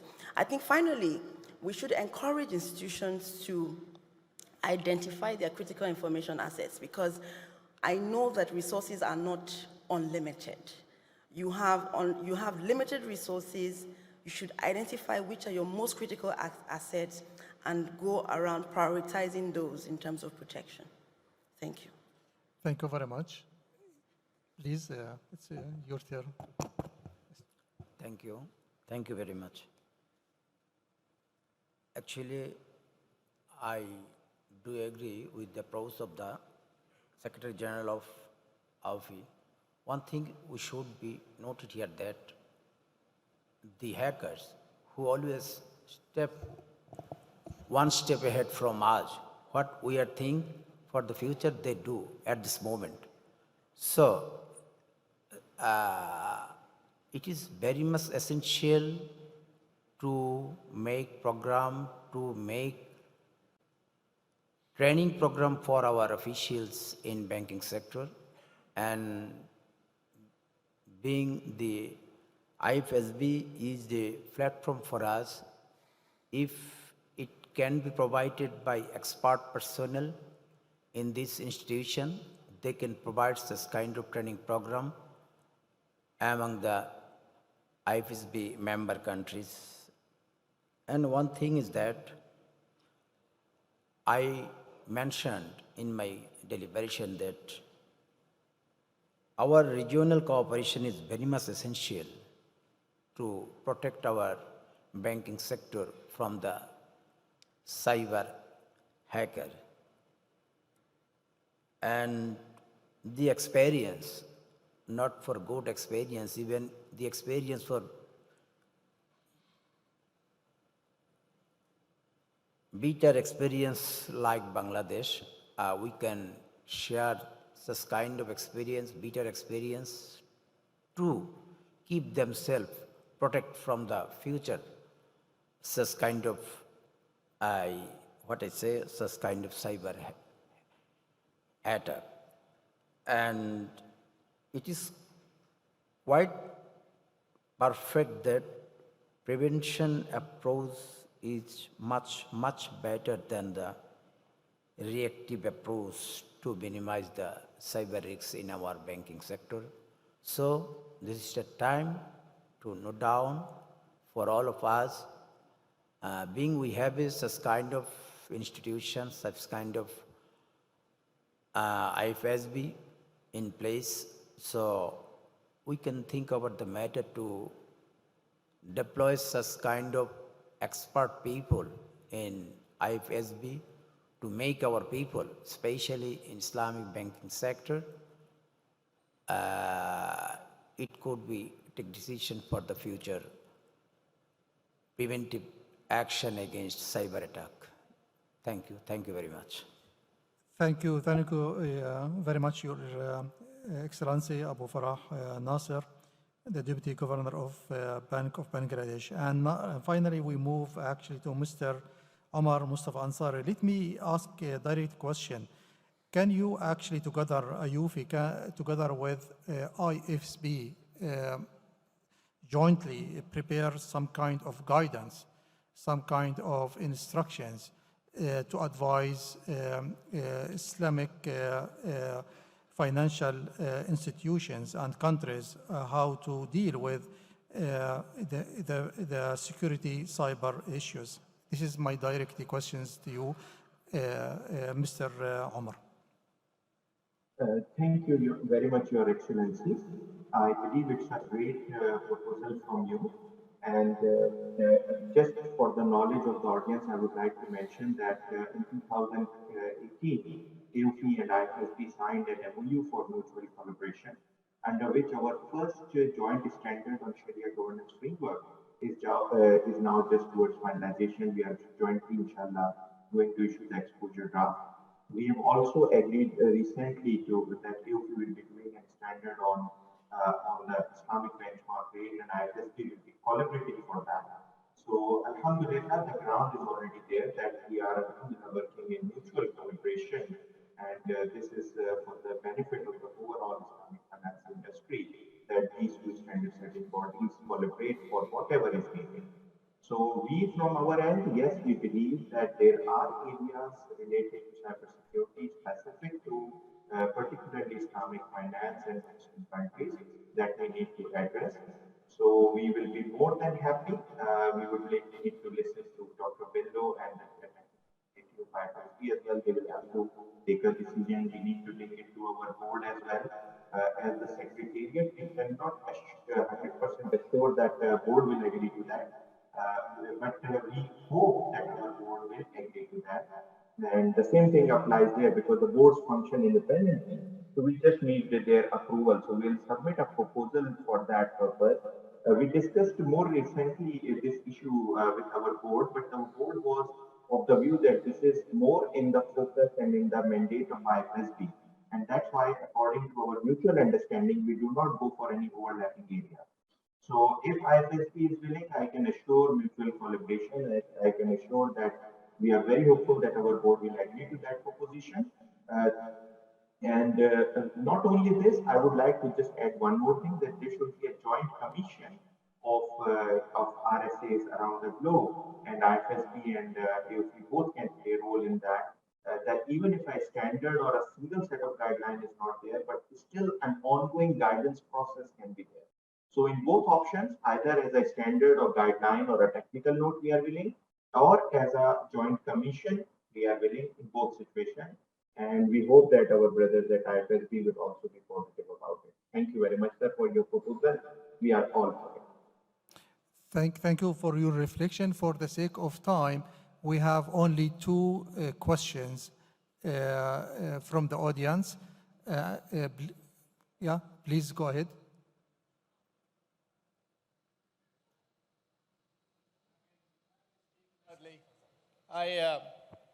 I come from the United States, and I run a bank. So I'm the CEO of a bank in the United States. And this cybersecurity is not left to the bankers to decide. It is something that has to be supervised by the central bank or the Federal Reserve Board or the OCC. And in your case, the central bank carries a very big responsibility. And the way we do it in the United States is every year or year and a half, we get to be examined by government examiners. And part of the examinations is examine the systems that we use and the procedures that we use. And we have to test our systems by an outside technical auditing company. We call it cybersecurity company. And these companies, audit companies, got to be certified by the government through a long procedure. And what we do, we get this company, we actually contract with this vendor, and they come in and they try the following. Number one, they test our systems, see how good it is. Is it in good shape? Is it old or new, like Mr. Ansari was telling us that the systems in the Islamic banks are not that sophisticated and old. So that's one thing they check. They check the integrity of the system. They try to penetrate the system. We have something called a penetration test. They try to attack our system from outside and see where are the weak points and the big open spaces in the security system of our IT system. And then the third and most important thing is the supervision of the bankers of their system. You know, we need to find out how many times we have been attempted to be attacked by outside attackers. And we have to have the data in a very sophisticated log. That log will be actually evaluated by the central bank. And the central bank, in our case, it's the OCC, the Office of the Control of the Currency, has its own examiners who are very sophisticated examiners who come in and not only review the report, but also discuss what's happening. And every bank has got what we say an IT committee. And I didn't hear any of this in the discussion. And I'm very alarmed because, I mean, any of the banks here can be attacked very easily.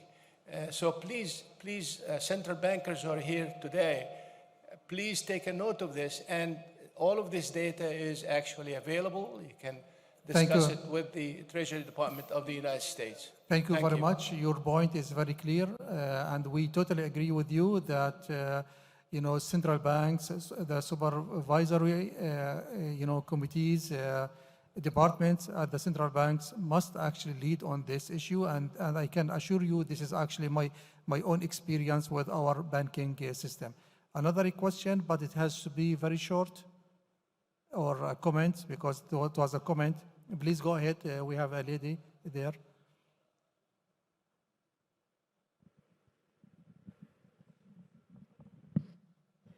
Dr. Fatma Baasman, Board President of AI Society. It is very interesting, all these issues that central banks are facing with respect to security. And I would like to propose an idea related to build intelligent digital financial system where the system does not have to react and act with the platform itself, but it has to defend itself and protect itself, like the digital coin itself can protect itself in an intelligent way, using artificial intelligence and agent technology. Thank you. I totally agree with this point and suggestions, and I think actually we have many companies are moving towards this issue as well. Anybody wants to elaborate on those comments or suggestions? Are you looking at me? It's me. I think the gentleman from the US, thank you for that intervention. He may have missed some of the points that we made. Central banks definitely do not, will not abrogate their responsibility in this respect. And some of what you've mentioned around intelligent ethical hacking is in place. What we need to do better, from my perspective, is to also upgrade our own systems and understanding within the central bank, and to be a lot more deliberate about the information sharing and the reporting of incidents. I think that for any financial system, the weakest link is where you should be looking at. And given that financial institutions have different levels of resources, intelligence sharing will be very important, information sharing will be very important to raise the general level of understanding within the financial system. But by no way is it that central banks are not aware of this.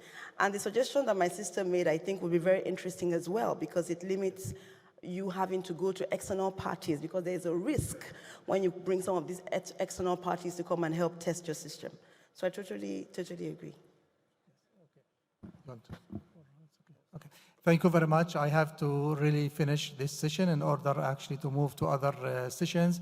I thank very much the speakers and also the audience, and it was a very interesting actually session. Thank you very much, and thanks to the organizers once again.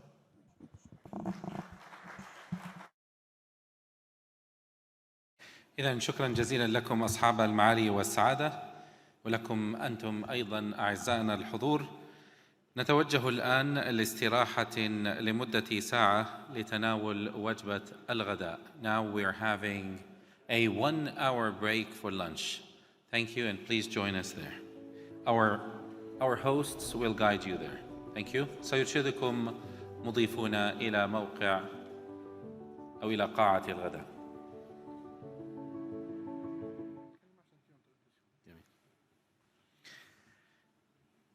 إذن أيها الإخوة والأخوات الكرام، نرحب بكم مجددا في جلستنا الثالثة ضمن أعمال اليوم الثاني لقمة مجلس الخدمات المالية الإسلامية ال15، والتي تأتي بعنوان الأصول المشفرة وانعكاساتها على المالية الإسلامية، العمل القائم والمناهج التنظيمية والثغرات المحتملة.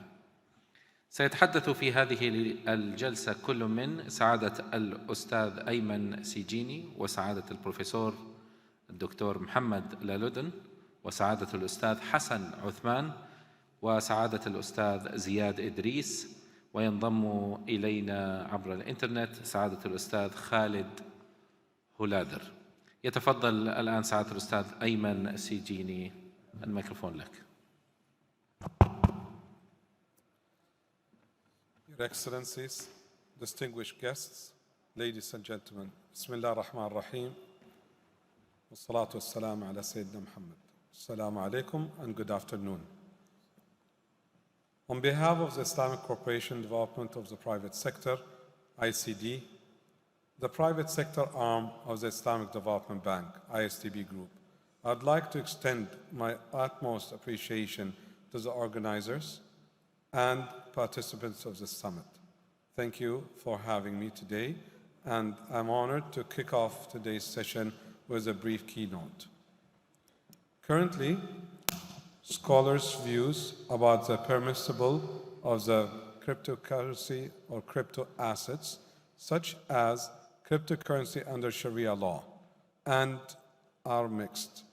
The regulators are still trying to find firm footing when it comes to policing this systemic shift in the financial markets.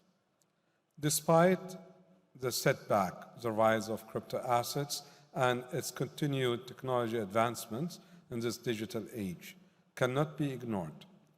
As the world of cryptocurrency assets continue to evolve, its growing popularity in opening up the crypto investment market to a global Muslim audience, and the industry must act accordingly.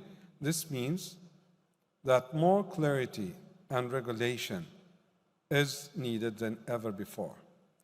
The question today is, to what degree have we succeeded, and what are the next steps to overcome key challenges?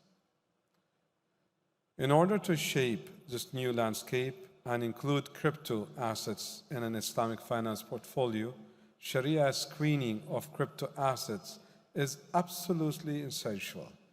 The development of standardized Sharia-compliant crypto asset international guidelines, for example, will provide potential investors with much needed transparency and will make it easier for it to be accepted in mainstream Islamic finance. But of course, this is much easier said than done. I'm sure that our session speakers today can articulate discussion, the debate surrounding crypto assets, specifically regulatory challenges that its new financial ecosystem faces, and the ongoing efforts by authorities to maximize the potential of cryptocurrency assets in Islamic finance industry. I'm confident that today's group can contribute more ideas and solutions on this front. Together with everyone's expertise and experience, we can learn from one another and hopefully further unlock the potential of cryptocurrency assets as the way forward. Without further ado, I now invite our first speaker, Professor Dr. Mohamed Akram Laldi, who is the Executive Director of the International Sharia Research Academic for the Islamic Finance, ISRA, to open today's panel and share some preliminary insights on this topic.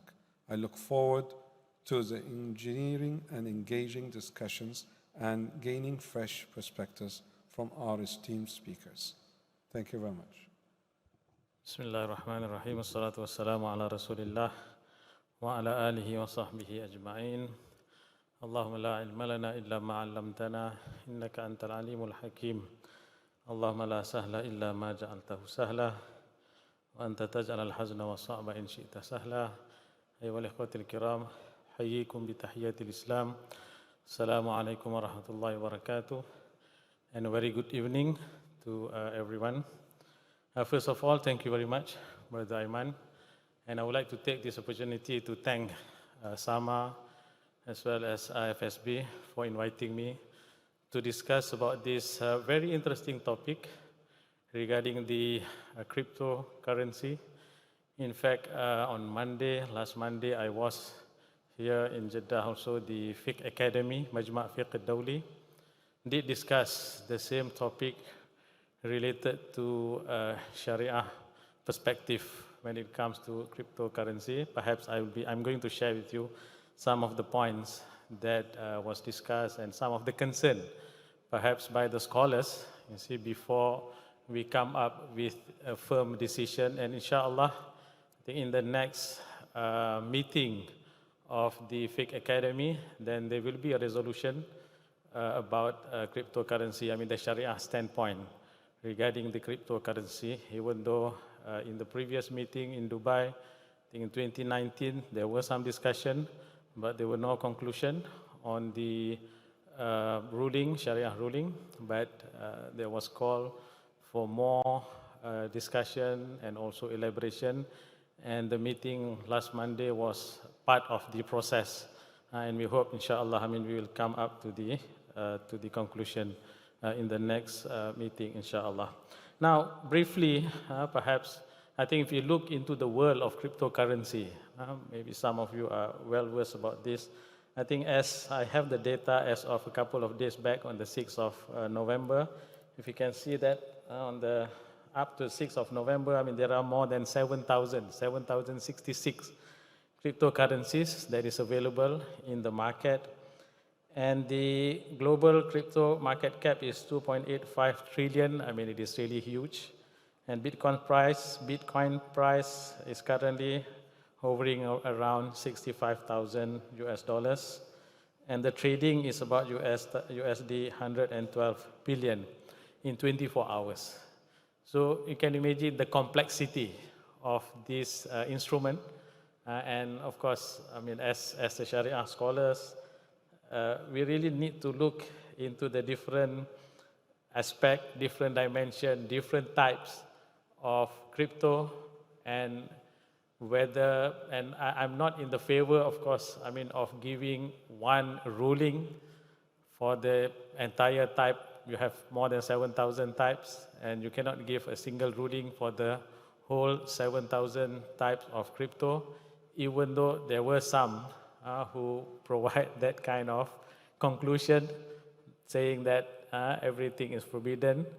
But personally, I won't go that route, because I believe that we really need to dissect the different type, categorize the different type of crypto, and different type of crypto might have different Sharia implication, different types. You see, some are asset-backed, and some are regulated, some are, you know, I mean, might have certain features that can be considered from the Sharia point of view. Now, having said that, if you look at some of the concern that I'm going to share with you, as I mentioned, of the scholars on this issue, is that one is that whether it is, as all of us know, that when you talk about crypto, its issuance is not centralized, meaning that anyone can issue it. You see, and we have seen that Bitcoin, of course, I mean, there is the mining process for Bitcoin. When it comes to cryptos, we can see that, for example, some startups, they have issued cryptos, you see, in order for them to generate funding, for them to start their business, and some of the cryptos are backed by gold. So these are the different type of cryptos that is available.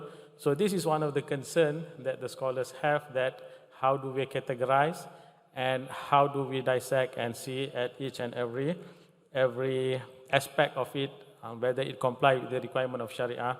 And I think the other concern is that whether it is an asset, it is a kind of service that is provided. I think that was part of the conclusion that was reached during the last Majma' discussion. And the second thing is that it is difficult to control its value and also price. And we can see that how Bitcoin, for example, how it fluctuates. You see, I mean, it is sometimes it is ridiculous. Within days, I mean, the price shoot very high, and it is not a small discrepancy between the price. So the volatility of Bitcoin, for example, I mean, you can see that, and this is also one of the concern, whether there is any element, you see, of manipulation or not, in which Sharia is also very much concerned about this element when it comes to manipulation and whatnot, whether there is any element of uncertainty, gharar and whatnot. I mean, these are also among the things that was discussed, and they cannot be defined as security because they are not asset-backed. Perhaps some might be asset-backed, and there is no mechanism that exists for regulating cryptocurrencies and protecting against manipulative transactions. And we have seen that some people have lost some of their units in their account, you see, and nobody can be held as accountable when it comes to crypto, some of the type of cryptos that we have seen. So these are also among the concern, and it is invested by user for speculative purpose and not as medium of exchange. That is the reason why we have seen some of the views. For the interest of time, I'm just going to mention some of the view that has been given by the religious scholars. Maybe some of you have come across this. The Egyptian Grand Mufti, for example, has issued an official fatwa banning Bitcoin, and he mentioned that trade is in cryptocurrency is similar to gambling, which is forbidden in Islam. Again, as I mentioned, I mean, this is a very general statement which need to be investigated further. And the OIC symposium I mentioned to you earlier on, and we have the Turkish highest religious authority also have issued, I mean, similar views. I mean, having said that, how I look at it is that for me, when we talk about crypto, it is something, a new innovation that is available in the market, and it falls within the general purview or general ruling of Sharia, which says that al-aslu fil ashya al-ibaha, meaning that everything when we talk about mu'amalah, it is ibaha, it is permissible, unless if there is any clear indication showing that it is otherwise. So that's why, I mean, further investigation is needed. So this new innovation, you see, have to be further investigated. And when we talk about this innovation, of course, I mean, it is to facilitate, and particularly when it comes to transaction and whatnot, there are benefits in it, and there might be some areas in which it might bring harm. When it is very much speculative and whatnot, there is the area in which it has to be, it is manipulative. Therefore, you see, I mentioned in the discussion in the Majma' the other day that my personal view is that we have to come up with a ruling which says that it is permissible, but with certain conditions. All right. Among the conditions is that I mentioned, there must be a body which is regulating.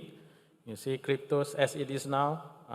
Well, perhaps, I mean, that might be something which is practical. It might not be practical, but then to a certain extent, there must be some form of regulation.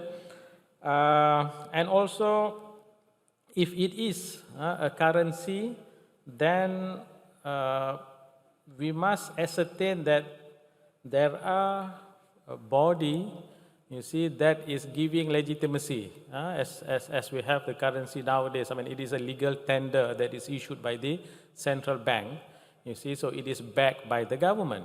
So if we were to declare crypto, for example, as a currency, then it has to be backed by an authority, so that you have somewhere to fall if there is any uncertainty that is happening. And then I mentioned about al-istiqrar al-nisbi fi qimatuha wa huwa ma ashara ilayhi Ibn Qayyim.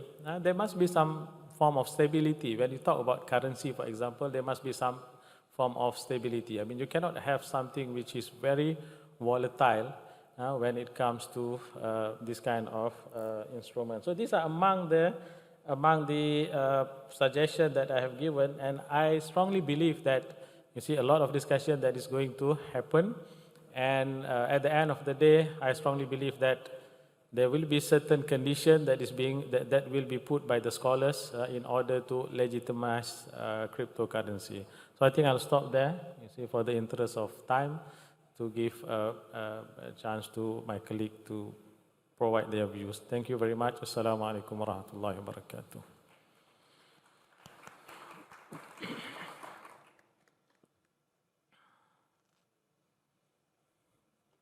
So I'd like to give the floor for our next session. Our next speaker, please. Hello. Yes, please. Perfect. Assalamu alaikum wa rahmatullah. Mr. Sajini and Professor Mohamed, thank you very much for your remarks and for introducing the session.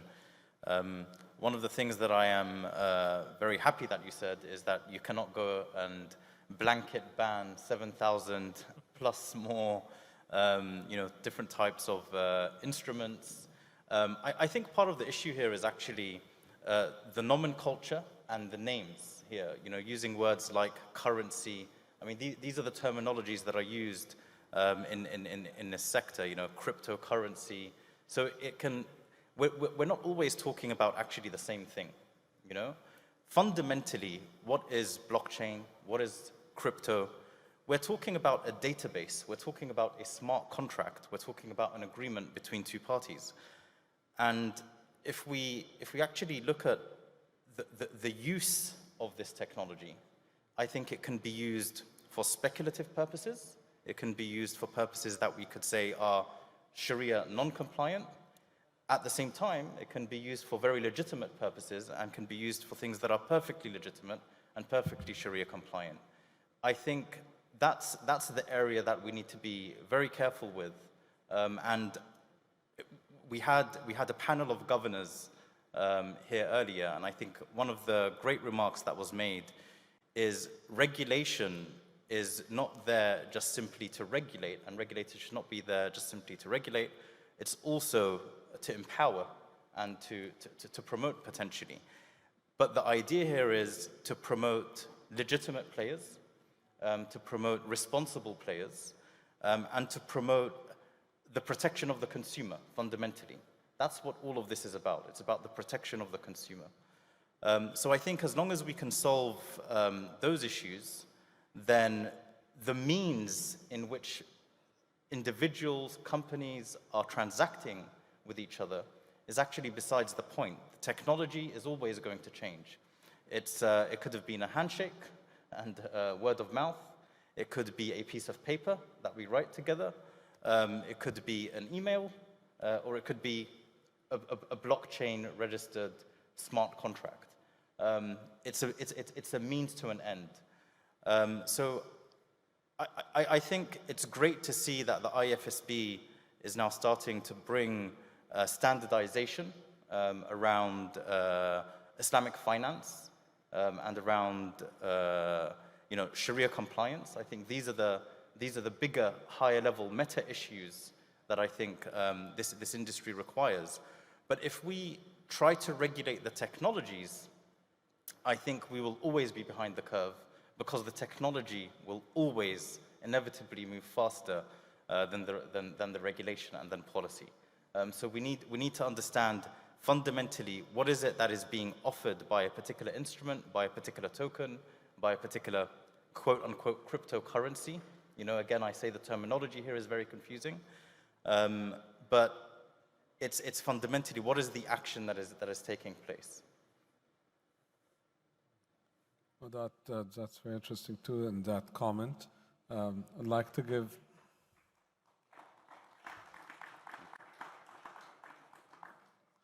Thank you very much. I'd like to give the floor to the third speaker, please. If you could introduce yourself. Thank you. Bismillah ar-Rahman ar-Rahim. Alhamdulillah. Wassalatu wassalamu ala Rasulil Kareem.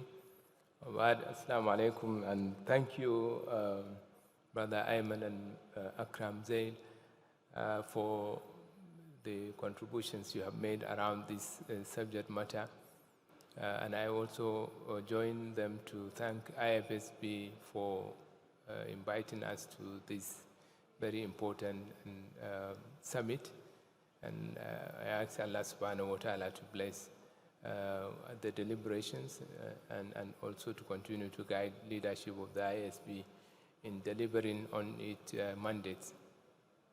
I think like Brother Zaid said, the issues is about smart contracts, about the technology itself and how the industry, like all other industries, take the advantage of what is there. But that's not to say that the regulation or the regulators are not concerned about many other issues, not necessarily relating to security, areas of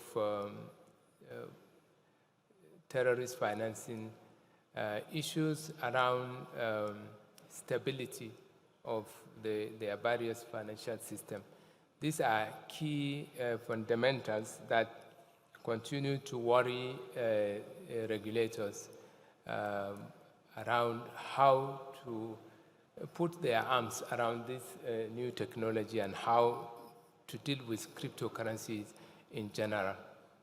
I think what is important to all of us is While the Sharia is looking at putting a framework and identifying what are the key regulation or the key issues that should guide cryptocurrencies to become permissible as an asset class in the Islamic financial space.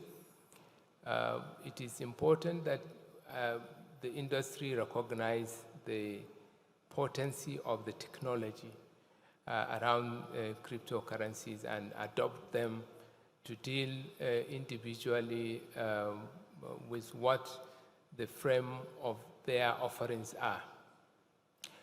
For instance, Jais Bank, one of the key driver in my environment for setting Jais Bank is to increase financial inclusion, bring especially Muslim communities and societies that are outside the banking industry or the financial industry, bring them into the financial space, which as we roll out, we now recognize that in addition to financial inclusion, as it said earlier this morning in one of these community conversations, that we require economic inclusion.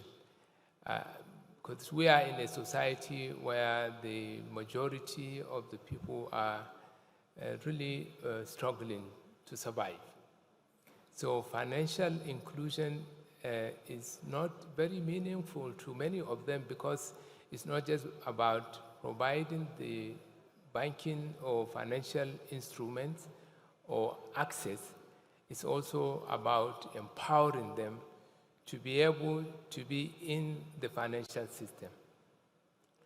What we are looking is to work with communities and people that do not have much economic activity, provide some finance to them, no matter how small, to do some economic activity that will add to the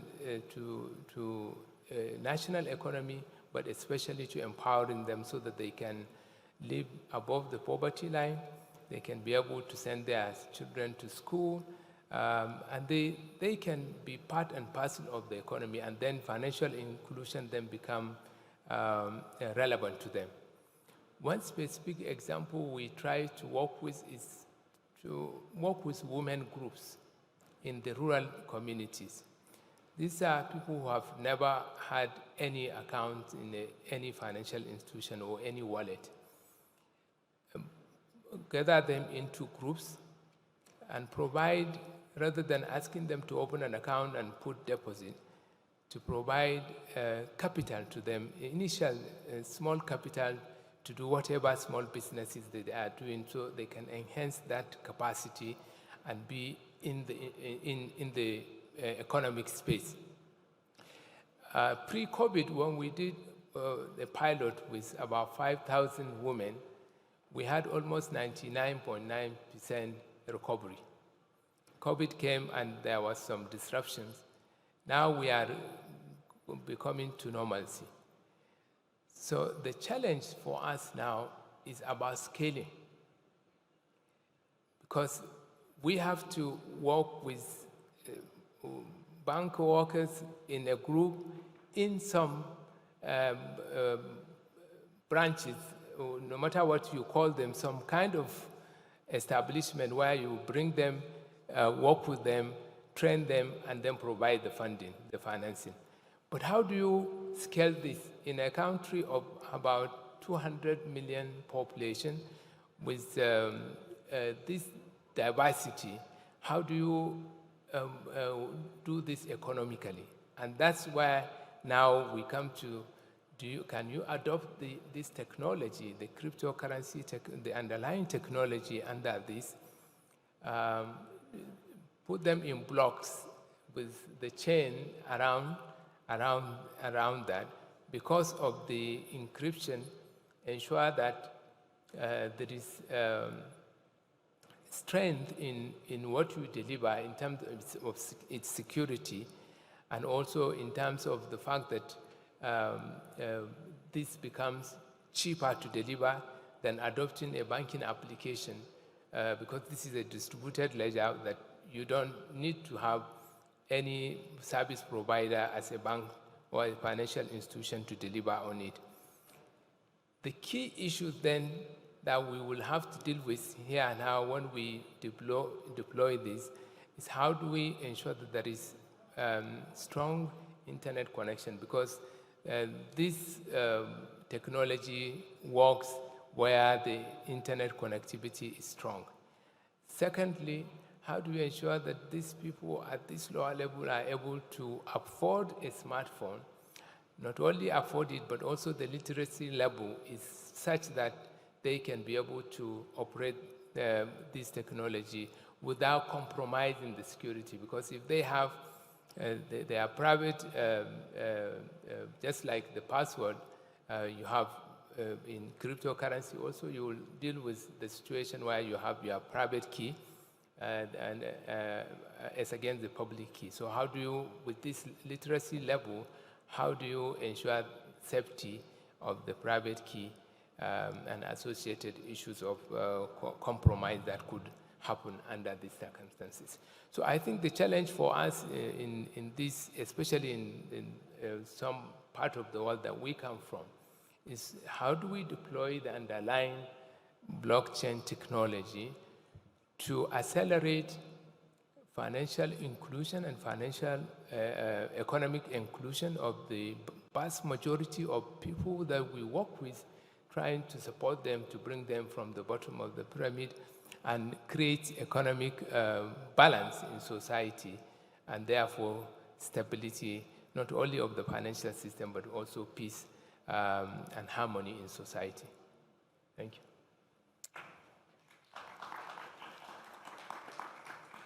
Thank you very much. Mr. Khaled Hawlader, Head of Credit and Sukuk Advisory, RJ Flemings and Company. Assalamu alaikum, everyone. Can you hear me clearly? Oh, yes. Very loud. I'm glad to see you again.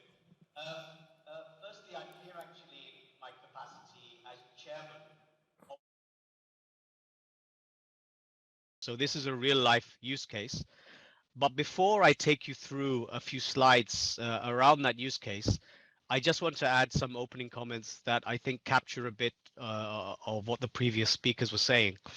Now, most of you know me as an old school traditional finance guy. I'm a centralized finance guy, banks, ratings, you know, all these things that are not very particularly exciting nowadays. But I genuinely feel for the first time in, I don't know, 500 years, we have the opportunity to use technology to create a complementary financial system that is much more in keeping with the principles of Islamic finance. And this, the potential of cryptocurrency and crypto assets benefits both the micro communities. So as the previous speaker was saying, bringing much more inclusion into the system, but also at the institutional level, when we see that sometimes the challenges that you know, some Muslim countries face in the international banking system based on the political agendas of certain countries. So the promise of crypto assets, cryptocurrency, the entire ecosystem is something very meaningful and very relevant for the entire Muslim community. And you know, as the Marhaba team have nicknamed me the chief negative officer, I say it with all honesty that I genuinely think we have an opportunity here as a group, as a community, to really take Islamic finance into a new place, a place of innovation, and a place where we're not just looking over at the conventional side and copying their products. We really have the opportunity to create a new parallel system that works together with the existing Islamic finance industry. So at this point, I'm going to share my screen and take you through a short presentation on a crypto project that inshallah will go live in December. I'm relying a bit on technology here, but let's see if it works. Ayman, can you see my screen?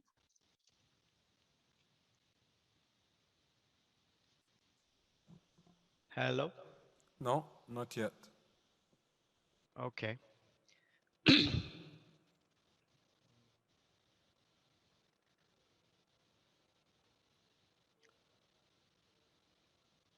Looks like we have technology challenges here. Okay. Well, I'm going to. Okay. Okay. Great. You can see it now, I think. I think so. Yeah. I'm not Yes, sure. I can see it. Perfect. Exactly. So look, at the moment, there are over 200 million people participating in this new crypto economy. And as Muslims, because of the Sharia concerns highlighted previously, we risk crypto exclusion. And the way that I would look at cryptocurrency is that it's a tool, it's a technology. And as Ziad said, you can use a technology for good things and you can use a technology for bad things. So as well as what Dr. Akram said, taking a blanket approach to crypto is absolutely, in my mind, the wrong approach to take. You have to look at each token, each asset specifically, and that creates a constraint on the scholars. We are already short of Sharia scholars, and now on top of the shortage, we now have to add a new skill set of cryptography, and that makes a much more challenging Sharia situation. But I think the starting point, as Ziad was saying, this is a technology. So the same way that your copy of Microsoft Office is not certified halal or haram, you have to look at the technology, what it does, and then you can form an opinion. And many tokens involve some form of riba or some form of lending. Obviously, these would be prohibited. Other tokens are based on utility, are based on staking, are based on trading. So absolutely, you need to look through the entire crypto universe and you need to screen which tokens are halal and haram. And at Marhaba, we do actually have a team of Sharia scholars that are doing this job at the moment. But this, the main issue point of this slide, unless Muslims, we embrace this technology in an intelligent and discerning way, we risk exclusion from a sector that I think will be as big as the internet was 20 years ago. Ethical, faith-based, most of the cryptoverse, as highlighted, there's a lot of risk, there's a lot of fraud, and an ethical approach to crypto is something that is very needed. And so again, we need governance within that system. Going back to the point of inclusion, because of the low cost of these networks and the unbanked who cannot participate in the banking system, this offers the promise of much greater inclusion for these excluded communities, for these low-income communities. And unfortunately, Muslim countries, we have a high concentration of countries that are suffering from either wars or famine or civil challenges.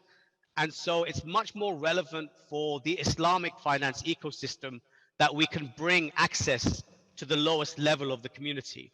And the last element is about complexity. This is something that will take time to fix. It's only going to be education, education, and education.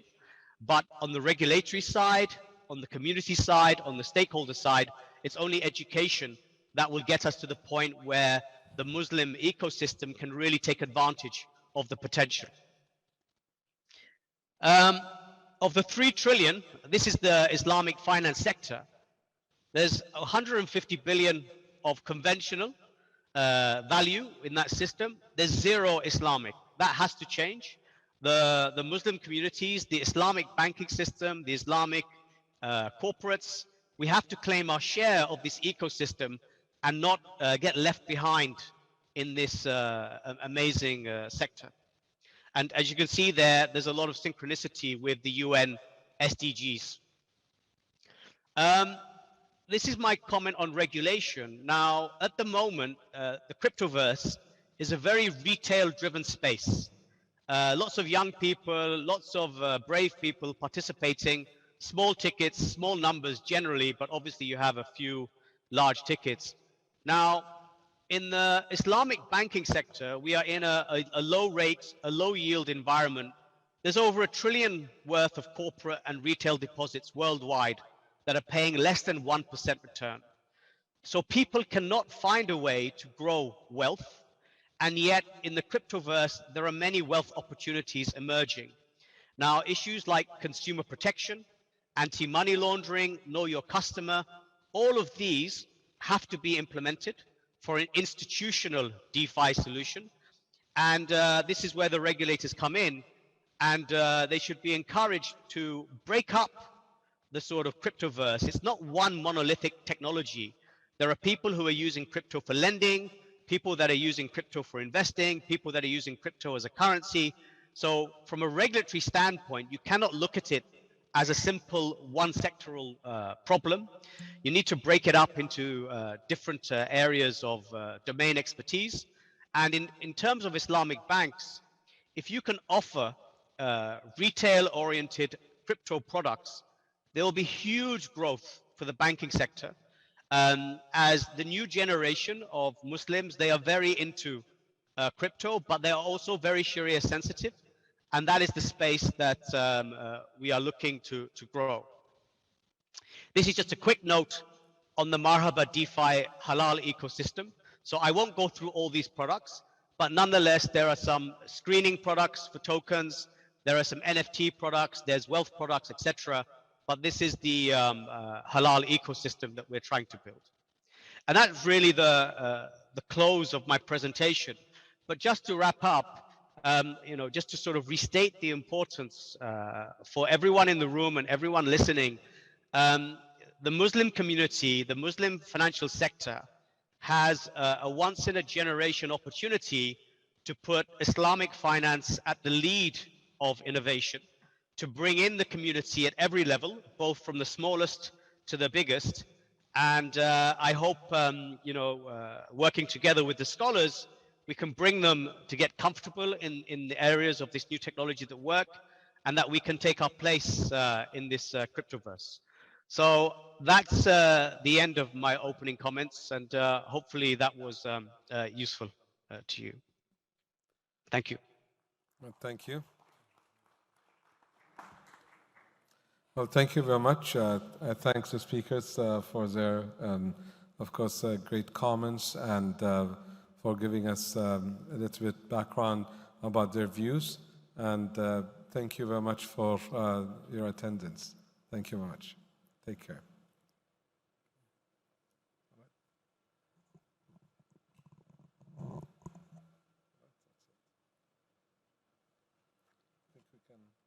Any question and answer session, no? No, they didn't tell me that there is questions and answers. So. Is there questions and answers? I apologize, because I wasn't told that that was part of the schedule. So if there's any questions that you have from the floor, please. You were keen to end it quickly.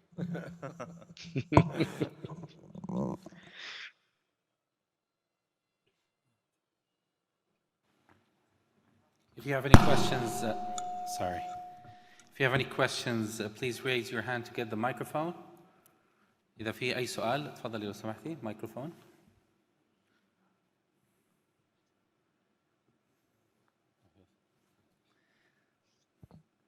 طيب ممكن يسمعوك الإخوان إذا ترفعي صوتك لو سمحتي.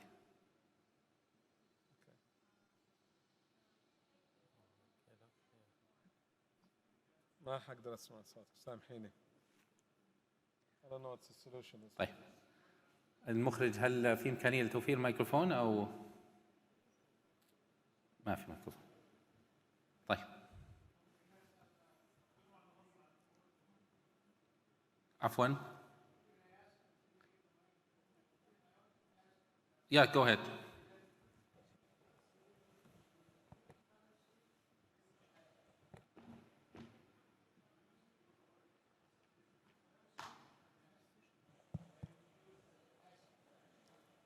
I'll take it.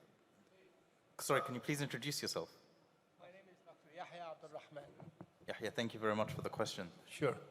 Actually, this terminology, as I mentioned, it's a big issue for a lot in the community, because if you want to be very traditionalist about it, today none of these tokens, coins, are actually currencies. Okay, they're not being used as a. They might be utilized as a medium of exchange, but difference.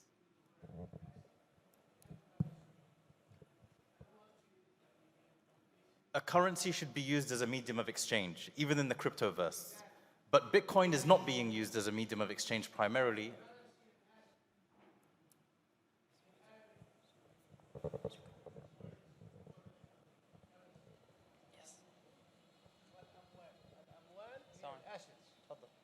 والنقود هي the currency.